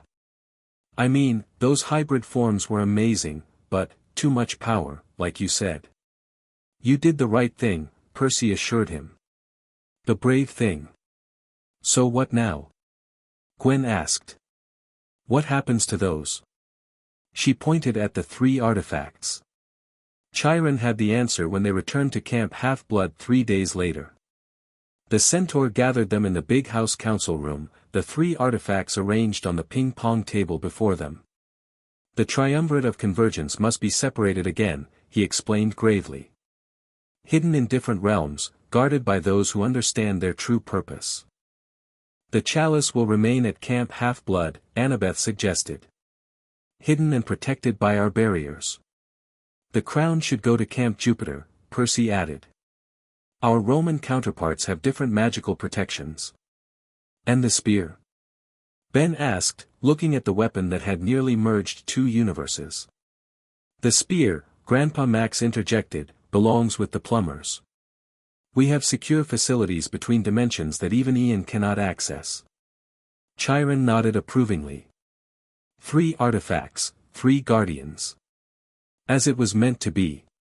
They spent their last evening at Camp Half-Blood around the campfire.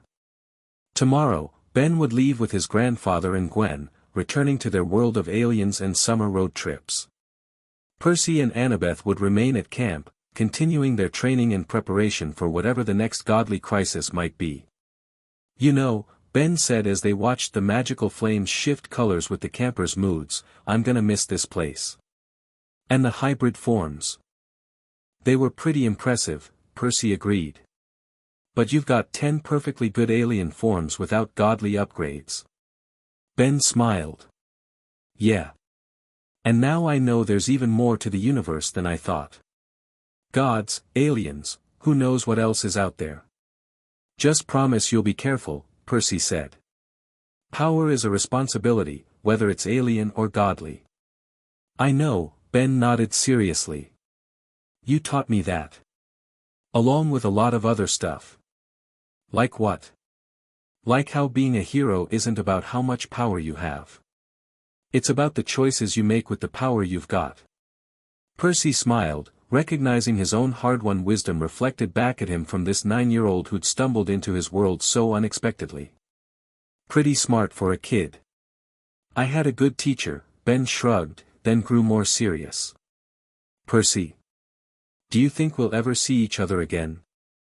Percy looked up at the stars, thinking about all they'd learned about the cosmos, the barriers between worlds, the ancient connections, the delicate balance. I don't know. The barriers are back in place. But the universe has a way of bringing people together when they're needed. Like the prophecy said, child of stars and child of sea. Exactly. Our paths crossed for a reason. Maybe they will again someday. The next morning, as they stood on Half-Blood Hill preparing to say goodbye, Rachel Elizabeth Dare joined them. The Oracle had been curiously absent during their return to camp, and Percy had wondered if she had any parting prophecies. So, Rachel said, looking at Ben with her clear-sighted gaze, you're heading back to your world of aliens and technology. Yep, Ben confirmed. Back to fighting bad guys with the Omnitrix. Rachel tilted her head, studying him. The Omnitrix may have reset, but you haven't, Ben Tennyson. You've been touched by the divine. That leaves a mark, even if you can't see it. What does that mean? Ben asked, glancing at his wrist. It means, Chiron explained gently, that while the godly energy has left your transformations, something of that connection remains in you. A potential, perhaps, for future bridges between our worlds. The Guardian said something similar, Percy recalled. That complete separation was as harmful as complete merger. Indeed, Chiron nodded. Balance requires both boundaries and bridges. You two have become living bridges, carrying understanding between realms even as you maintain their separation. Grandpa Max approached, the spear of worlds carefully contained in a special case. It's time, Ben. Our plumber transport is waiting. Ben turned to Percy, suddenly awkward. So, thanks. For everything. Percy smiled and extended his hand. Thank you. For showing me there's even more to the universe than I thought. Instead of shaking the offered hand, Ben surprised Percy with a quick, fierce hug. Water and watch, he said quietly. Percy returned the embrace. Water and watch. As Ben joined his grandfather and cousin, Percy, Annabeth, and the other campers waved goodbye. Just before they disappeared over the crest of the hill, Ben turned and activated the Omnitrix one last time. In a flash of familiar green light, he transformed into Diamond Head and created a small crystal sculpture, a trident crossed with the Omnitrix symbol, which he tossed to Percy. Something to remember our adventure by, he called. Percy caught the sculpture, watching as Ben reverted to human form and continued down the hill with his family. He's going to be quite the hero, Annabeth observed, standing at Percy's side. He already is, Percy replied, turning the crystal in his hands. The morning sunlight caught it, sending prisms of color across the grass, not bronze and green anymore, but all the colors of the spectrum. Separate, but connected. Different, yet harmonious. Like the cosmos itself. As the Tennysons disappeared from view, Percy felt not sadness but a strange sense of completion. Two worlds had briefly collided, bringing danger but also new understanding. And somewhere in the vast multiverse, a balance had been restored, not through separation or merger, but through the sacrifice of power for the greater good. Percy pocketed the crystal trident and turned back toward Camp Half-Blood, ready for whatever adventure came next. After all, when you've helped save 2 universes with a 9-year-old alien shapeshifter, regular demigod problems almost seemed manageable. Almost. The end. Thank you for watching this video. Please be sure to subscribe to our channel and like this video.